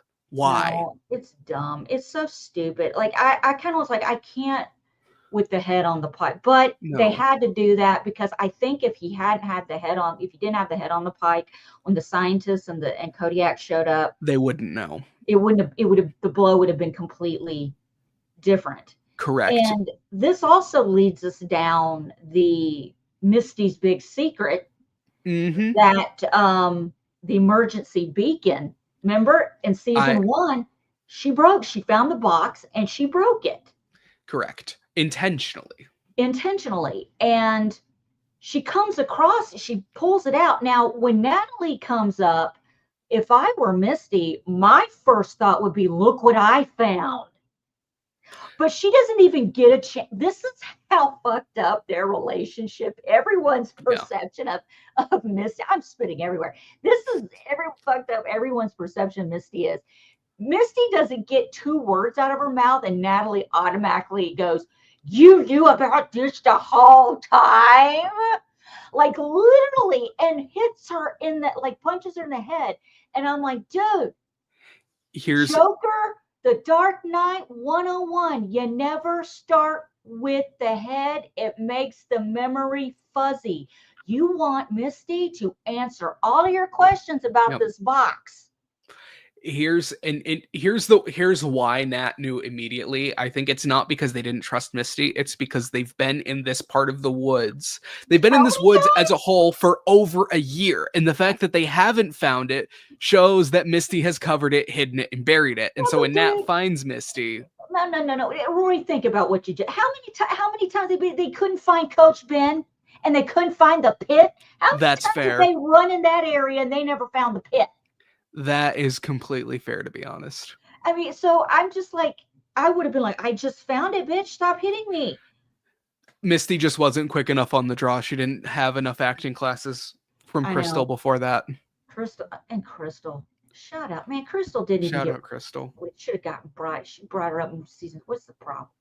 Anyway, so they put 2 and 2 together, and Yes. who is it that fixes the phone? It's Van. Van does, yes. And she takes the piece out of the phone, puts it in the, out of the beacon, puts it in the phone. Okay, dude, we're ready to rock and roll. And that's when they hatch the plan. Like we've got nowhere to go, but we got to do this. And we're going to rig the deck of cards, because I think that's how they were going to get rid of Shauna, was the deck of cards, right? No. No? This was the plan. This was the plan because Ty's whole MO is still tying up loose ends. Okay. And even though all of the deaths so far haven't technically been their teammates, they're now suddenly morally opposed to doing a sacrifice in a hunt because it's going to select a teammate, forgetting that the first hunt selected Nat and Javi died during the hunt. Anyway, Ben's head on a pike. The point being, it hasn't actually selected a teammate yet. So even though Van rigged the draw for shit bucket duty, which is what ended up doing in Crystal, they can't do it for the hunt itself. But then Ty convinces Van, we have to survive. It can't be any of our teammates. So they rig the draw for it to be Hannah, who is the only living non-Yellowjacket team member. Right. Shauna knows something's up the same way that she knows something's up when they're trying to sneak out at night, and moves her spot to from where she was to be the person to draw next, moving the queen up a spot to Mari. Right. Okay. I space out sometimes when I'm No, watching the show. Like my it's so brain good. just goes, what? Like I'm thinking, but just Shauna sniffing everything out the way she did, you got to give her some credit for that. I think like it's too on the nose for everything they did in the present timeline. I think it's purely paranoia. It's not her actually being a good detective. Yeah, that's right. She's not a good detective. She is highly paranoid. She's And like, y'all are doing something. I'm gonna change it up. Imagine like she moves after Mari instead of before. you want to hear something funny, though? I am a woman, Rory, and we do this shit. Something's not right. A group of women, Yeah, we all do it. Men do it, I'm sure, but there's all yeah. like, y'all are up to something. Like, how come I'm not included? No, What's going same. on? Like, women just have that instinct, especially in a pack of women. It's also very much pattern recognition. Once somebody Mm. does you wrong once, you can figure out the tells and you're gonna mentally Oh, yeah. compartmentalize it whether you realize it or not. That is any scenario, apocalyptic in real life. And so, like, you have to realize that I don't know if they're supposed to be seniors or whatnot, but they've been teammates for at least a year. They've been growing up together in this town for a while. They know each other's tells. So even if Shauna doesn't realize, it's like, y'all aren't being honest right now. Like, that part of her brain is going off. Yeah. But also it's fully paranoia because now she's in charge of everything and she already knows that people are defecting under her, which never happened with Nat. And I've been leader for 12 hours and people are already going against my wishes. So, Well, this is when we, shocker, not shocker, the season reveals that Mari is the pit girl. yes, which I thought was way too on the nose during the premiere when Mari is wearing the pit girl outfit for their for their spring festival thing when they're playing the bone game and you see her wearing the outfit sprinting through the woods. That moment made me go, that's way too on the nose. Mari can't be pit girl. That's Yeah, way too on the nose. but we were deceived, as Shauna was deceived about how And this yeah, season was going to go. And, I kind of was wondering, I had it all wrong. I thought they made you strip down to your underwear and run like that. No, she was fully clothed. She was trying to throw them off her scent and all that. you know what I realized it was? And this is the part that annoys me online because almost every video I've watched of people talking about the Hunt and Mari running away is like, for no reason, she takes off her clothes. I'm like, No, there's a reason. she was wearing a neon track jacket in Thank white you. snow. Of course she's gonna take off the jacket. That's her biggest identifier. I think if she wasn't full panicked in the mindset, I would try to think, oh, I'm going to flip it inside out because usually those jackets, those windbreakers have the white lighting inside that's better camouflage, and I'm not getting rid of clothes, assuming I actually get away. Right. But her thought is, I need to get the clothes off of my body that are not white because then I can camouflage better. But that also included my shoes because that was smart. Like, she did not make good decisions, but also if you're being chased and hunted for your life, you're not going to make great decisions. No, I have run for my life. Someone just scaring me by popping out around the corner. I'm going to tell a quick story. Absolutely. Tell a story. So my husband was out of town for at the beginning of every year. He travels for his job, but at the beginning of the year he'll be out of town for long stretches of time, like 6 weeks. Yeah. And he had been gone from. I had just gotten back from New York. I just went to New York 3 weeks ago. Tyler got married. Tyler also does this show. He and Timmy got married, and I went to New York. And my husband had been gone. I got back on Sunday. I hadn't seen my grandbabies in a week and a half. So Cloud, I'm sorry, I say everybody knows his name, Cloud. Anyway, he's 3.5. I go pick him up Thursday. My husband isn't supposed to be, he's been gone for 6 weeks. He's not supposed to be back till Saturday night.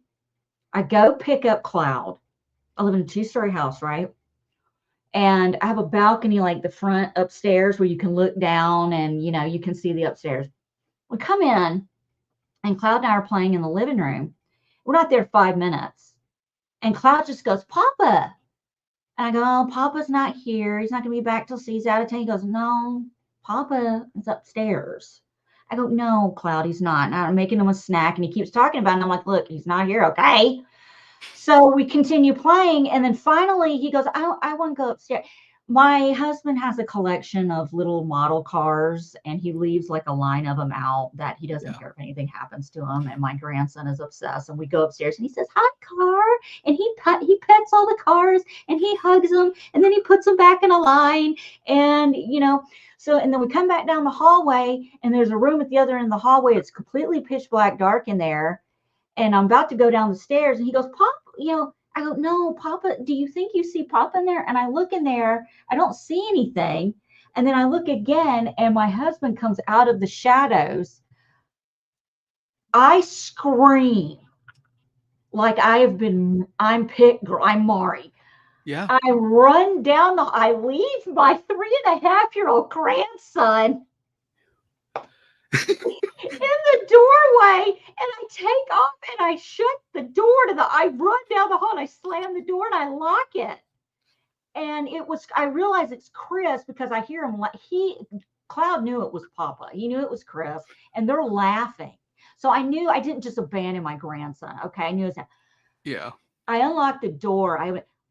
Cloud comes in past me, and goes, Gigi, okay. Okay. I have pissed myself halfway. I'm in a cold sweat, hot mess, train wreck. Excuse me. I really, God, I'm burnt just thinking about it. Knee-jerk reaction, PTSD. And he comes in there, and he's laughing so hard he can't control. And they're both, and I'm like, I literally, he goes, you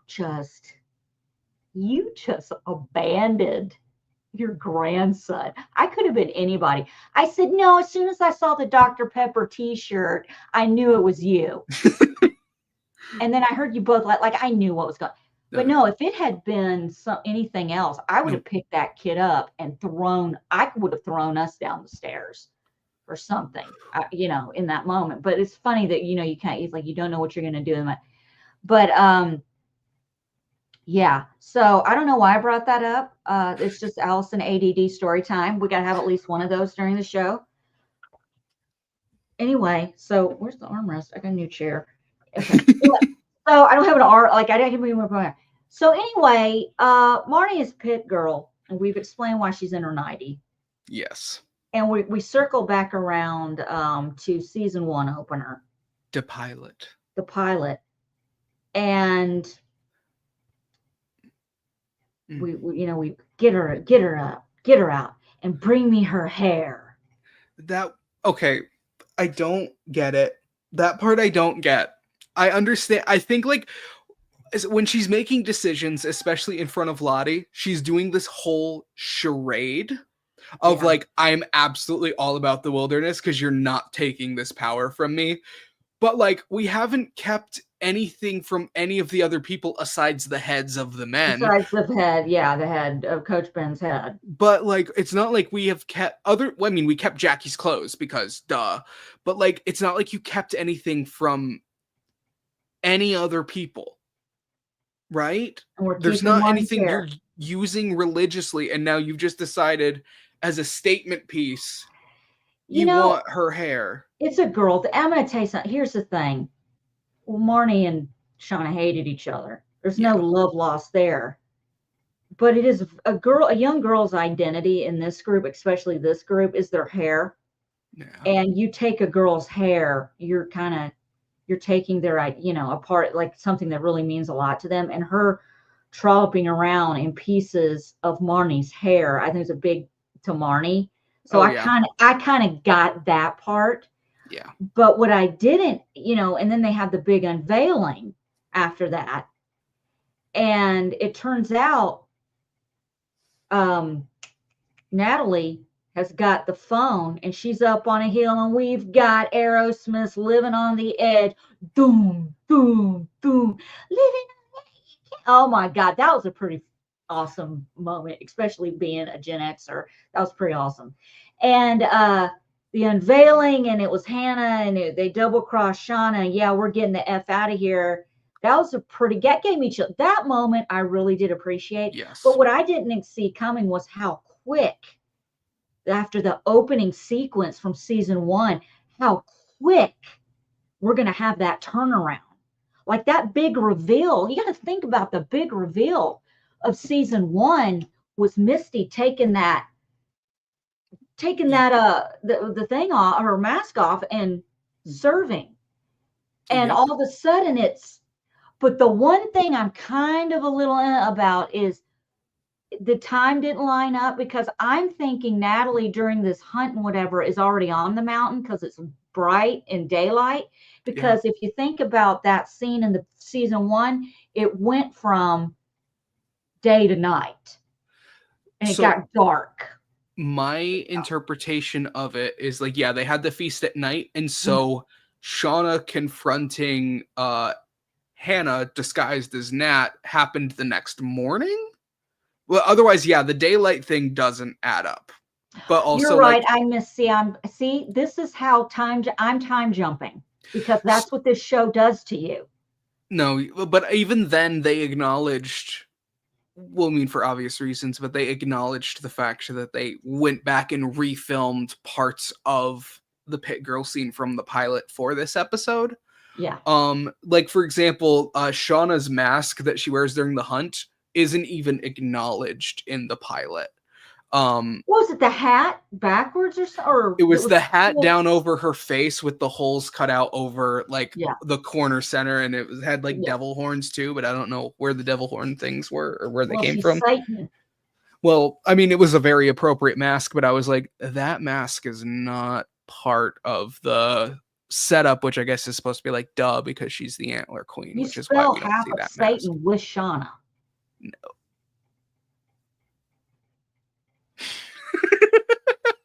There you go. So my interpretation was, especially because it was heavy snow, Nat not necessarily was going all night, but at least like had to get a head start to get away, obviously, to get to the top of the mountain. Because I think they acknowledged in the episode there or the episode prior that like Van had already tried the phone, but it didn't work because they weren't high enough. But it did work, so they knew it was just a matter of getting away. And so, not that they wanted the hunt, because that was Lottie. And honestly, here's my biggest disappointing arc of the past timeline this season. And I think you might know what I'm about to say. I know exactly where you're going. I had so much sympathy for Aquila. Aquila had become my favorite character in the past timeline. I loved the joke we had of like, these girls are showing up out of nowhere in season 2. They still were doing it but I couldn't keep up. It wasn't as bad this season, and also it didn't help because I looked this up. Aquila got recast between seasons 1 and 2. That's true. So that helped with it, with my like mental compartmentalization of like, oh, okay, this is what's happening. I had so much sympathy for her because it's like she's being pushed into a situation she doesn't necessarily want to be, and she's kind of like da-da-da-da. And then she's the one who masterminds massacring all of the animals, thus needing them to hunt more because they no longer have a food source for the winter, because it matched her vision. I flipped so hard on Aquila. I was like, I'm so sad she's not going to make it out, because like when Hilary Swank was revealed to be Melissa, we knew who the 8 survivors were. We knew it was 8, but we didn't know Melissa was number 8 until that moment. And I was just so sad. I'm like, Aquila's not getting out, and now I can't wait for Aquila to die. Get out though, does she? Aquila doesn't make it, right? No, the 8 who get out are Travis, Shauna, Thaisa, Van, Misty, Nat, Melissa, and shit, I can't count. The core 4, Van, Lottie, Melissa, and Travis. Wow. Those are the only 8 who get out, because they confirmed 8 survivors. And I love that Allie has to bring up constantly in the interviews that I almost made it on that plane. And I didn't, because I broke my knee. Anyway, which, if you think back to the pilot episode, they literally shattered Allie's knee, remember? So Yep. she wouldn't go because she was such a terrible player. So we were already displaying signs of No, brutality. no, yeah, there was already that aggression, that brutality in there. Because she wasn't focused on the national title, she was focused on her boyfriend not bringing her to prom or whatever it was. And Well, so in practice, Ty injured her. Ironically, Ty realistically just saved her life, and because they yeah. didn't know what was going to happen. My favorite tidbit from the pilot, because I thought about rewatching everything, but I didn't get through it fast enough, is if you go back to Shauna's bedroom in the pilot, I think it says "fu" on her light right next to her bed. Oh, does it? It does. I was like, that's incredible. Okay, Rory, I cannot express to you the dirty things that people would do with light brights. I had one as a kid, so it was innocent. Yeah, I was innocent, but my babies, you know what I'm saying? My babysitter, Oh, boyfriend would come over sometimes, and my brother and I'd be like, "Where's the light?" Yeah, it's not shocking. That is hilarious, though. And yeah, man, it just made. I wish I had rewatched the premiere episode because I think it would be perfect time to do that to yeah. really kind of show. I do hope in season 4 we revisit interviewing the townsfolk because people that knew them. I love how Right. they went down that path in the season 1 where they were interviewing. I could have been on that plane, or I taught them, or this. They were heroes, They were unlike these here. other Like they losers. really need to tap that vein again because this premiere episode is a total 180 No, yeah. from where we have landed. And With no, yeah.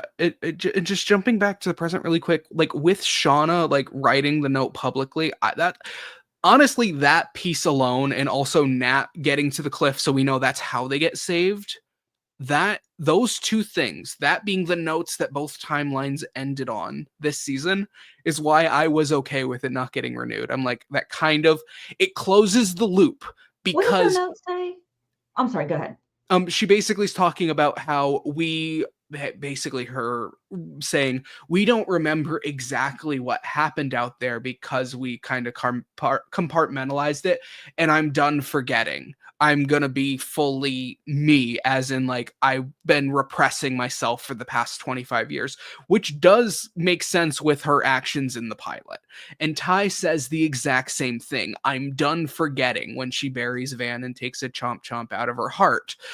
Long story short, we Oh have. God, I forgot about. Yep. Yeah, because she does that, and we don't even address that in this. Like, we're Correct. not even talking about the mantle with the dog head and shit.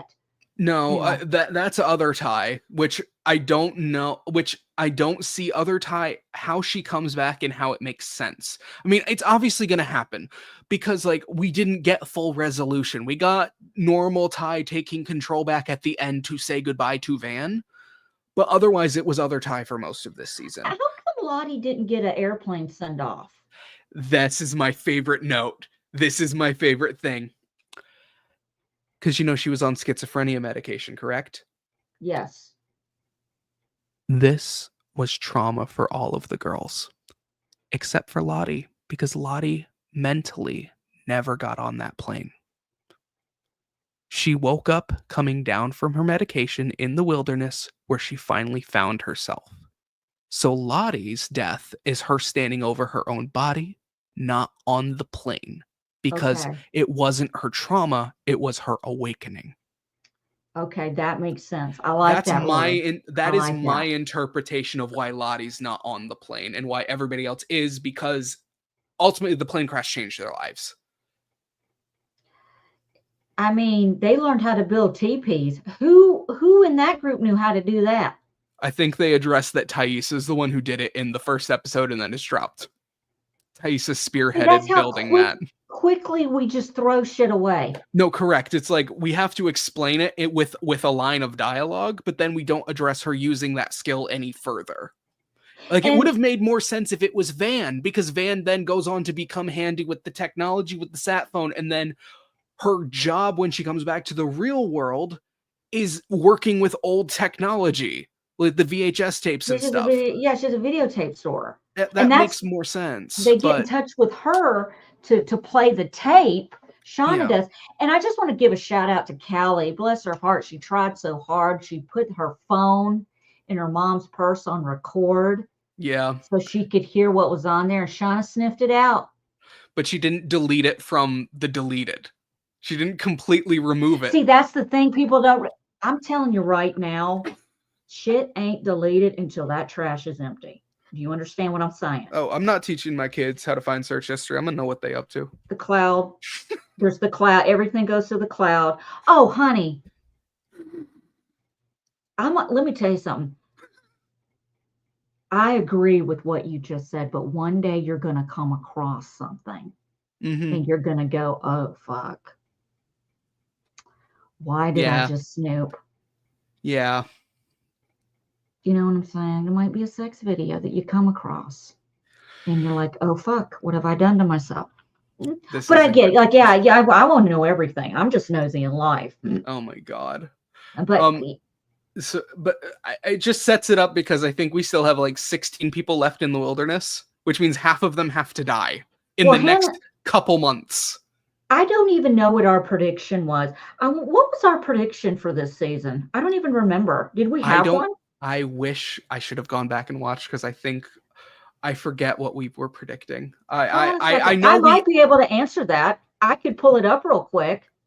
I think we made one, but I don't remember what. I don't remember what it was. Let me look it up real quick. I think it'll take. We got time. Who cares? While you look it up, I'll give my theory for how the show ends. Okay, you do that. So, because long story short, it's kind of I was okay with the show ending because it does the full circle moment of like Taissa sent out Jessica Roberts out of paranoia that somebody was going to share the story, and then Shauna no longer hiding her notes. Basically says she's willing to now share her story. We started with the pit girl scene. We end the pastime with the pit girl scene. Doesn't matter now because there's season 4, assuming something doesn't go awry in production.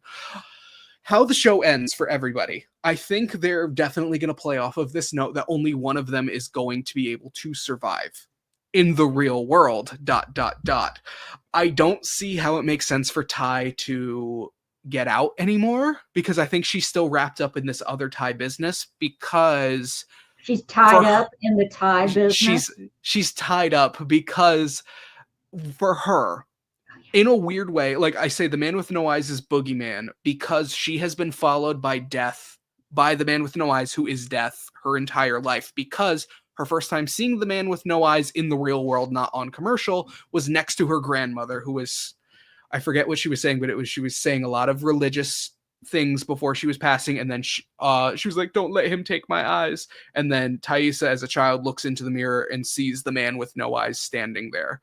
But long story short, her continuing to see it is because death followed her into the wilderness, and then in the present timeline, things around her are still continuing to die, and she's seeing the man with no eyes.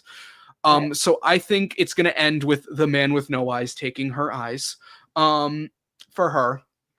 I do think Shauna is going to be the survivor, just because that, like, obviously, like, for the main timeline, we started with Shauna, we'll end with Shauna. But what happens to actually, no. I think Shauna and Misty, I'm revising my thought. I think Shauna and Misty are both going to go away to prison because at this point, the body count that can be tied to Shauna based off of happenstance over the course of the show is 4 bodies.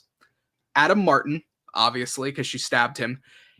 Kevin the cop, because Kevin was following Shauna because of the death of Adam Martin, which is why Kevin was at the compound. Now, granted, Elijah Wood, Walter, killed him, but Jeff was right there.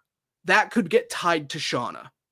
Nat could get tied to Shauna if they figure out it was a syringe with the fentanyl. Lottie is going to get tied to Shauna because of the mitochondrial DNA in reverse. Callie did it, but it's going to be Shauna's DNA that's going to get her put away. And who is in Richmond when they find Van's body? Shauna. And they're going to put the string together. It started with someone looking into the Yellowjackets, and it's following now Shauna's path of eliminating all of the Yellowjackets and her being the last one standing. And it's going to end with the beginning, in my theory, because it starts out with Jessica Roberts going around making sure no one's going to spill. It's going to end with Shauna's, like, my side of the story kind of book situation, because she's got the journal already. Um, Oh Misty. my God. Okay, go ahead. Yeah. Misty is already a serial killer before the show begins. We know this because it starts with Ben and her having to caretake for somebody else and her having that power over somebody. Where do we see Misty doing in the beginning at her job? She's taking care of the elderly in a power position. The only date we see her go on, but when Nat breaks into her house, she's bringing a man home. Why is this important? Because of the layout of her house, she has a basement with cuffs to her bed, where she's clearly held people before because she wouldn't just have that set up. But for two, the person she was on a date with was a man, a young man, who's single without family in the immediate area, who just lost his job. Connecting those dots, somebody who would go missing and people would not start looking immediately. I think Misty's been doing that for a long time, especially because she's been hoarding drugs. I think she would get caught for that. Person who would turn her in, Walter, because she keeps turning Walter away from the crimes of the Yellowjackets. He's cleaning up her shit. I think that's Walter's trajectory in season 4, is he's like, what are y'all really up to? Because I clearly care about her. I clearly care about Misty, and she's still choosing them. What do they have on her? I think he's fully going after the Yellowjackets, and like he's gonna play nice with Misty, but he's turning on her. The other theory I have potentially with Walter is he name drops somebody when he picks up Misty from the helicopter. And I was like, I don't know who this is. Turns out he's a Canadian reporter who appears on 60 Minutes. And he said he owed me a favor. That makes no sense unless you're connected to true crime in Canada. I think Walter has lied about his backstory and he's somehow related to somebody who was a frog scientist. Oh, well, everybody was freaking out and thought that the dude that got killed, the frog scientist, that he was down to his vest and flannel shirt. Like they were like, that has got to be. And I was like, I kind of could see that, but the age doesn't line up. I think the other part of it, why it makes sense, maybe he's not the kid, but he's related. And he's been obsessing over solving crimes because he's not able to figure out the one that happened to his own family. Maybe it was his uncle. Or something like that. But I think Walter's going to be the biggest undoing. Who else is still alive for the Yellowjackets for this theory? I don't think Ty makes it out alive. I think Misty goes away to jail. I think Shauna also is going away to jail, but Shauna's going to do the whole tell-all thing. I think I think Shauna is going to turn those journals into a bestseller. Oh, absolutely. I think that's how it ends. I don't even think she goes to prison. Maybe. Maybe she becomes the queen in another way. Maybe. The queen of the Barnes & Noble. I don't know how Melissa comes back into the fold. Because here's the thing. I know Hilary Swank's going to come back, but it doesn't make any sense for Melissa's character to return to the story. Unless if Shauna is going on this, you have to be the last one standing rampage, and then it becomes really poetic when Melissa had Shauna dead to rights, Shauna being the one to kill Melissa. That's the only way I see it making sense. I have no idea what they're going to do with that character. But then there's no other survivors, and I really wish Juliette Lewis was willing to go further with the show, because I really do think Nat was supposed to be really integral to this present timeline, and that's just not happening now. This season has already shown the repercussions of that, unfortunately. Hold on a second. I got something. Hold on. Yeah. Oh no, you're right. I found I'm just going to pull up the tail end because I don't know what. Oops, hold on one second. I'm trying to, and of course. Yellowjackets Inception, baby. I'm going to go out on a limb and say nobody goes to prison. Okay. Shauna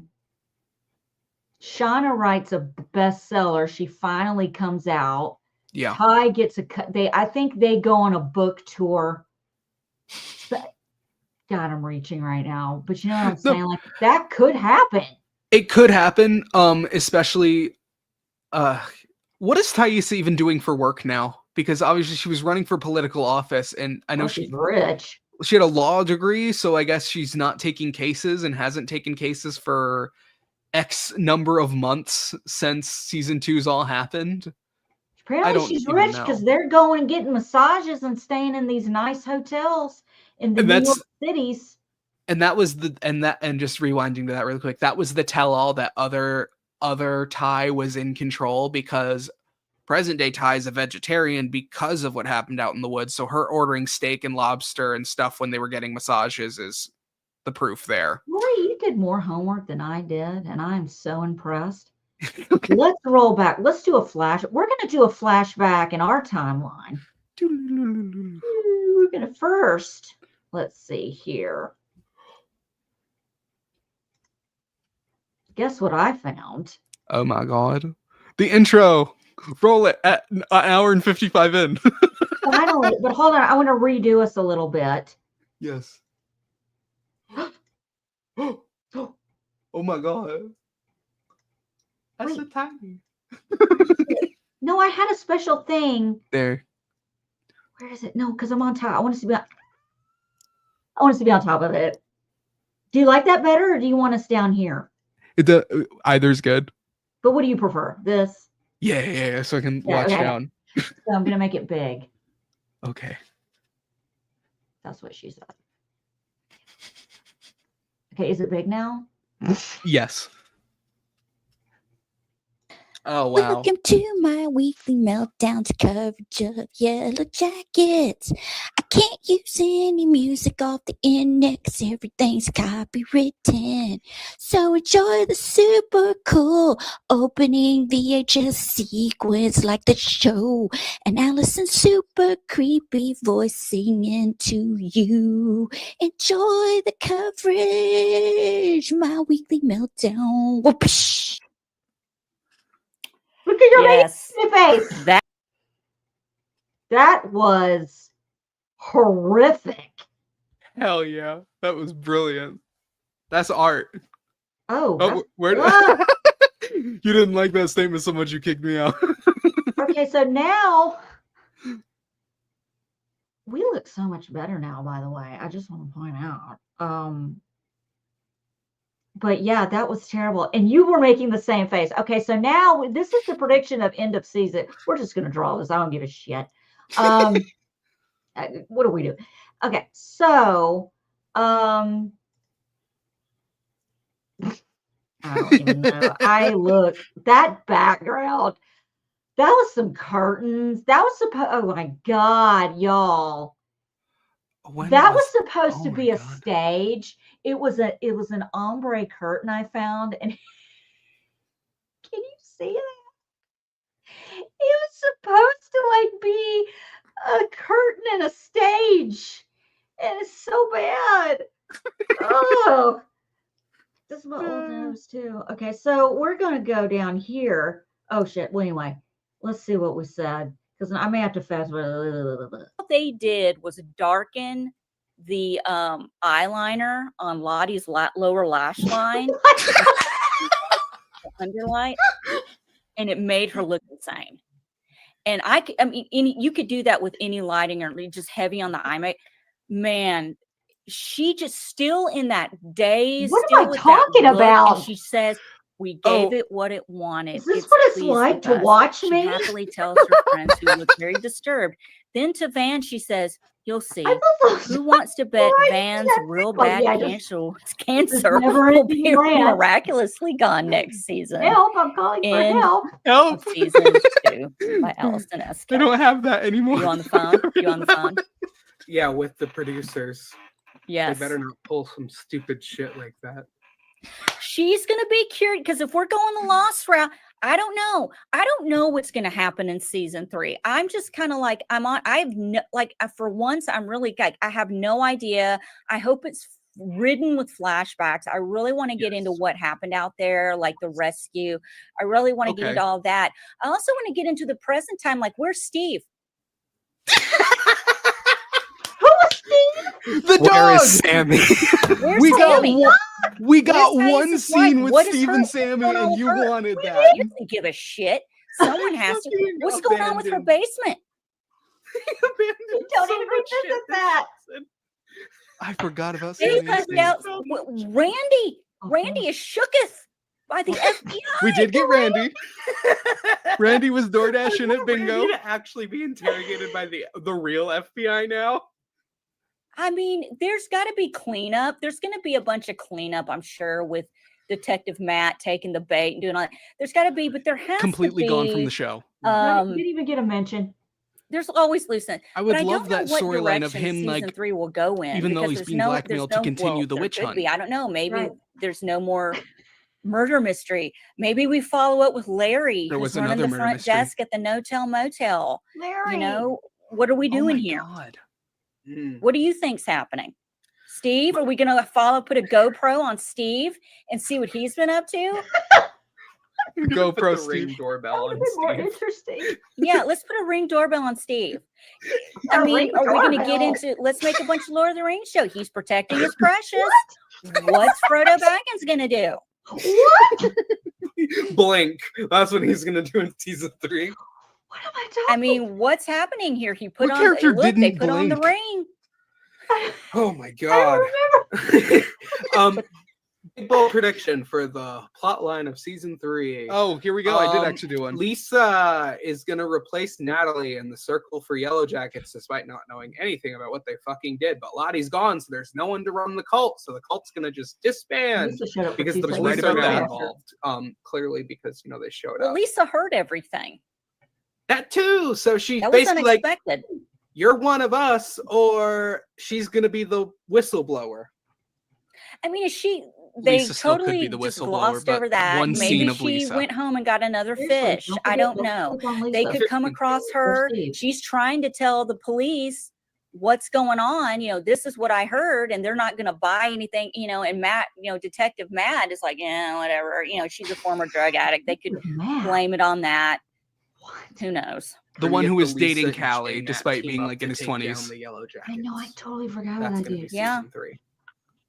Oh, Yeah. and Matt being the one to take down the I don't know, Yellowjackets. So I'm still running on this. Detective Matt Someone could be else is like, going to I'm take gonna down the take this Jackets. bait and I'm going to be a hero, but this ain't over yet. I'm going to try to stir the pot. Who knows? That's what that is the very obvious domino I feel like they've set up, is that he's gonna play along with Walter's rules so that he doesn't get in trouble, because Walter basically said, and if you don't do what I tell you, maybe you're involved in this too. Maybe you're also now part of the cover-up. And then you go down and you go away. So he's going to try and play the game within Walter's rules, but still Character doesn't show up get in the him, truth out, because I think that's also fan part of writing. this thing is of he's fan like, fiction. I still need to put away the person who actually Matt killed fan Adam fiction Martin for Yellowjackets. and clear Kevin's name now. Kevin, Yeah, he could have a come to Jesus, or he could Literally. really enjoy being the hero, and not.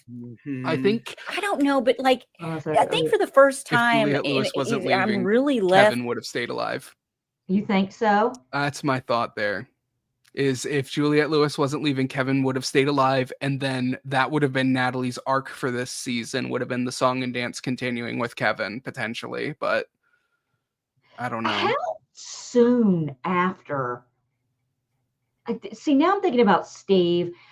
Now it's like, how soon after all of that shit went down with Thaisa and her wife, was she gallivanting around with Van at the park with her, I guess, her soon-to-be ex-wife and her son, who get honorable mentions and are in one episode? I feel here's the problem with, I guess, casting a child actor in a show that's taken 5 years or 6 years to produce 3 seasons, is the actor has aged, and Sammy is infinitely taller than when he was first on the show. Stranger Things, 2 words. Stranger Things. Look at that shit. I know immersion is broken for it being one shorter timeline when that happens, but we are way off. Let's hold on.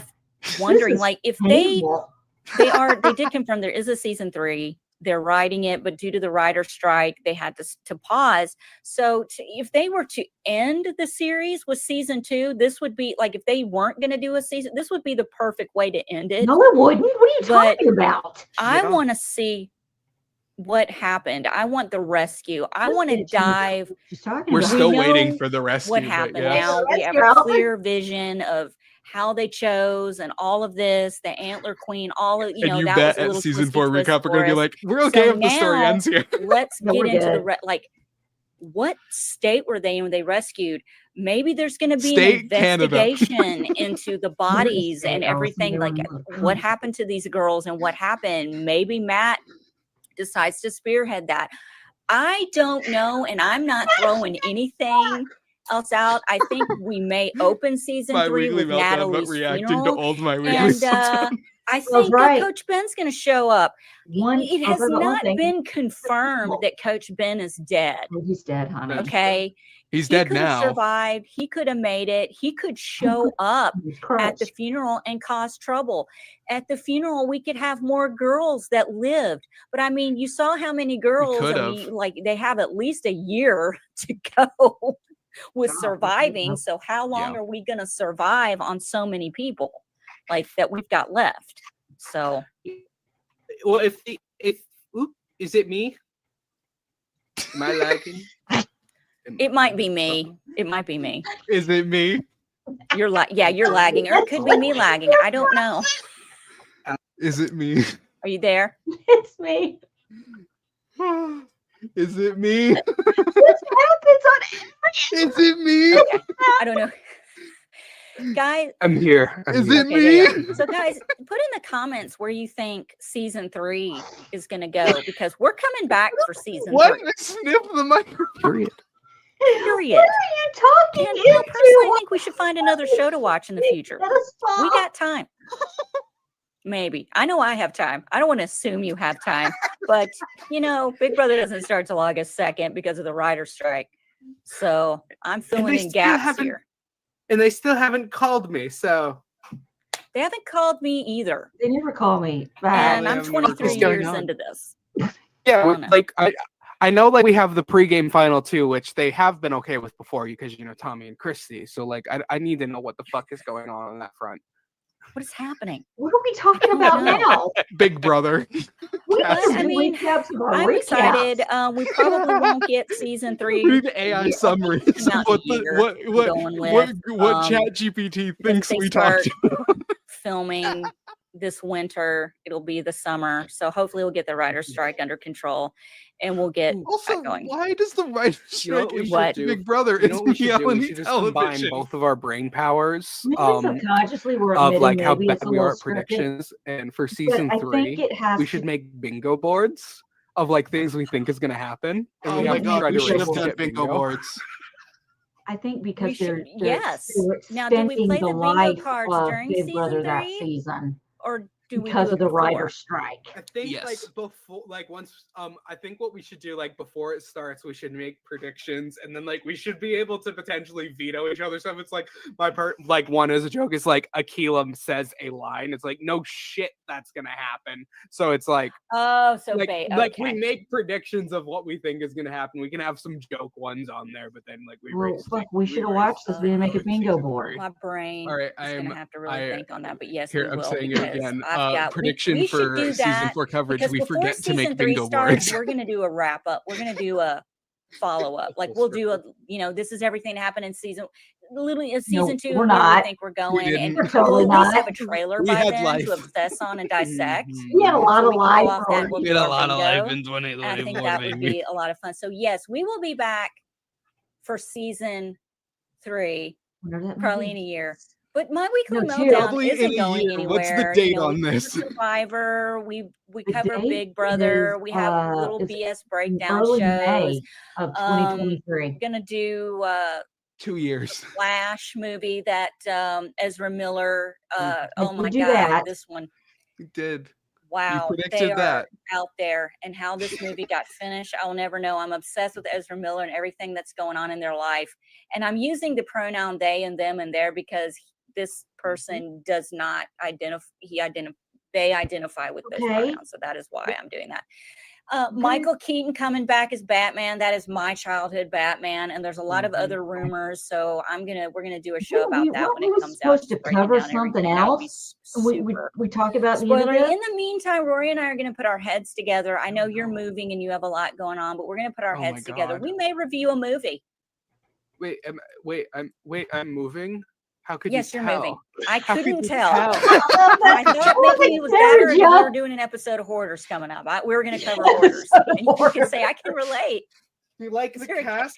You is like there the a dead cast animal of under that? American Idol 5 here in the background? Oh my God. I don't know. I think it's it's in storage. And just like full circle for my ADD ADHD brain. If you want to do a BS breakdown about ghosts and stuff, I also have stories of things that have happened to me and people I know. So like, I genuinely actually have like input. We're gonna do a show. This is what we're gonna do. We're gonna pick a movie about ghosts, and we'll break it down, and then our combined ADD forces will tell our stories while review. It's gonna be. Here's where I switch to the other cameras I have set up. You got time. Who doesn't listen to this shit when you're at work or in the car or whatever? You know, it's fine.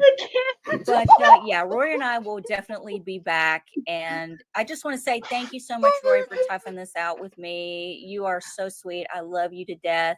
And everyone, the one person her that's opinion on me right completely now, changed and since the then. 60 people that are probably going to watch it later. Thank you so much. A big shout out to Yellowjackets and Showtime and Melanie Linsky, Christina Ritchie, Juliette Lewis, all the ladies in Yellowjackets. You guys are amazing. You have the best job ever.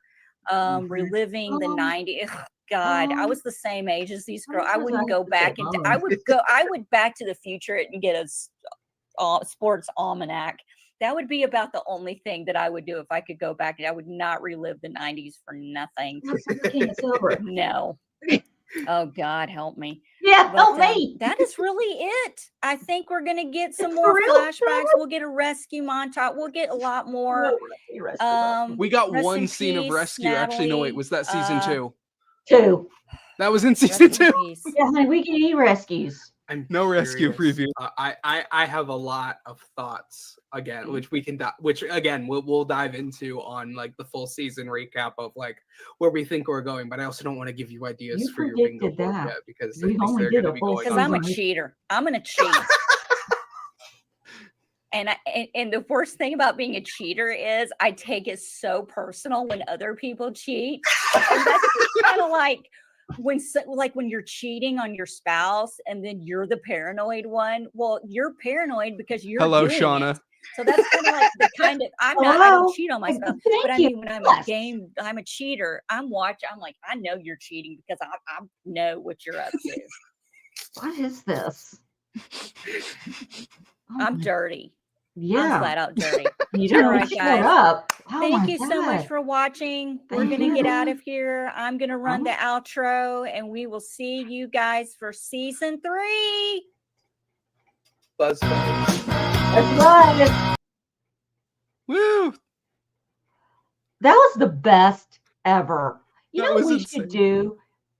Rory, I'm going to make a prediction and let's see if we actually, I think it would be fun and you'd be the perfect person to do recaps of my older shows. I have the very first podcast I did it in 2009 and I sound like a little girl and wearing a hat in it.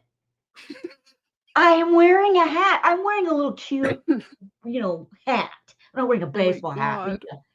But I'm sweating. That was funny.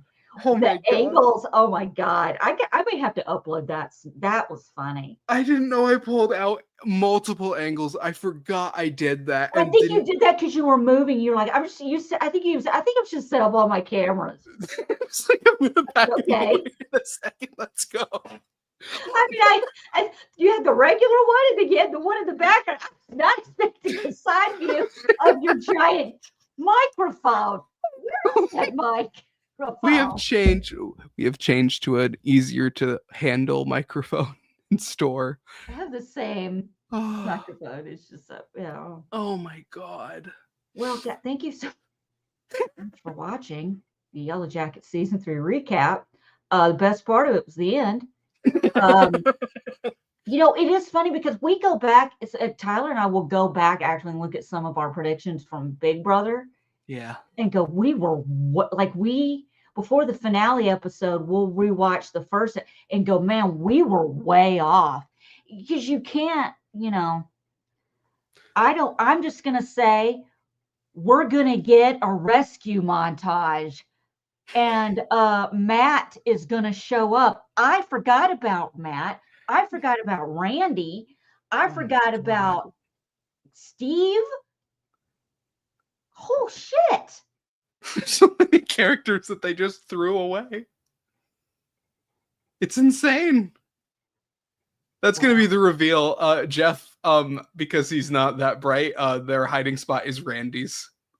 Actually, no, Randy's staying at the No-Tell Motel, so never mind. That's not the case. No-Tell Motel gets a lot of business. Even the two guys were staying there. Literally. Together in the shadiest motel in town. Oh no, they were in a nice hotel because Callie and Jeff left the No-Tell Motel because they're like, we can't live in this anymore. And so they go to the nice hotel, and that's when Jeff lands the job. There's no book club? There's still not a book club. But Shauna's gonna write a book. And then there will be a book club. I predict the closing scene of the very last episode ever of Yellowjackets will be a book club meeting of them reading a book called Yellowjackets. And I bet we have actresses cast as we'll have a full hopefully they all look alike. Like a close but not quite Melanie Linsky and right, like it's kind of like in Scream. With my luck, they'll yes! Tori Spelling. Exactly. Oh my Tori God. Spelling. She's living in a camper in a Walmart parking lot. Can we not put her in season 4? Anyway, thank you. I got nothing else. Same as you. Same as you. Oh, and by the way, if you watch it in closed caption, like 48-year-old grandmas like I do, you can see the words to the song now, the intro song. I was way off on that too. I need to mark on a lot of things. I need to, coming up, my weekly meltdown, by the way, is turning 10 this August. And I see you at home. Why aren't you clapping? You better be clapping. Because we have to do a recap of the first, my weekly meltdown video that I did, where I filmed myself in reverse mode on my camera and everything's backwards and I couldn't figure out how to put lettering anywhere. And I'm holding up paper and everything's fucking backwards. But I didn't know how to do sound effects, which were terrible. Activated.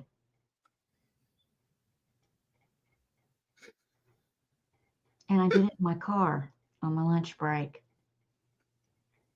I had really long extensions too. I had cut my hair off that year and I bought extensions and my cousin put them in. I had crazy hair. My eyebrows looked like Groucho Marx. No one told me. And I'm still angry. It still comes up. You guys didn't tell me that one eyebrow was up here and one was down here. No. Really? Because I would have said something. No. Much, guys, thank you so much for watching. Please subscribe to the channel. Definitely will be back for Big Brother coverage, Big Brother 27, 6, whatever. Yeah, I'll be back for that. And I needed some time off. I've been doing this for 10 years and I have very well taken the last 6-7 months to just regroup my life and take some time off and really sit back and kind of watch some shows and enjoy them. I'm wrapping up Handmaid's Tale. Season 6 is amazing. I'm going to be doing that probably by myself, but you know what? That's okay. I may record myself recapping it and then do a recap of me. Something. I don't know. But we're going down memory lane starting in August. So I think, Rory, if you want to be my partner in the official My Weekly Meltdown memory lane. I want you to do it with me. Hell yeah. Don't feel pressure because we're live and 2 people are watching. Hell yeah. I will do it. I'll do it just because you're watching. Oh my God, dude, this is going to be.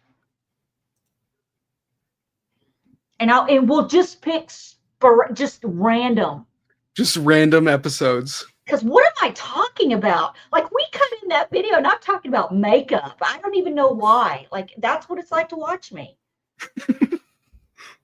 Wow. We just have a wheel of the uploads from each year, and then it just randomly picks one. I mean, obviously the first one has to be the first one, but then otherwise. Well, we'll have the first. We'll have the one from 2009. Oh my God. And then we'll have the 2015, which is. Hold on a second. How long ago was 2009? 2009 would have been 16 years ago, I think. Yeah, 16. Yep, 16 years. Wow. So it was 6 years in between the first one I did and then the first official one I did. Because, oh man, that was a break. That was a big time to regroup after I shot the first one I did in 2009 on a camera, a little Canon point and shoot camera. We didn't have iPhones like that. You couldn't do it like that yet. So I had a little, and it was in my living room, and I was talking like this. Oh, and I even talk about how I had a stomach ache and I take a shit.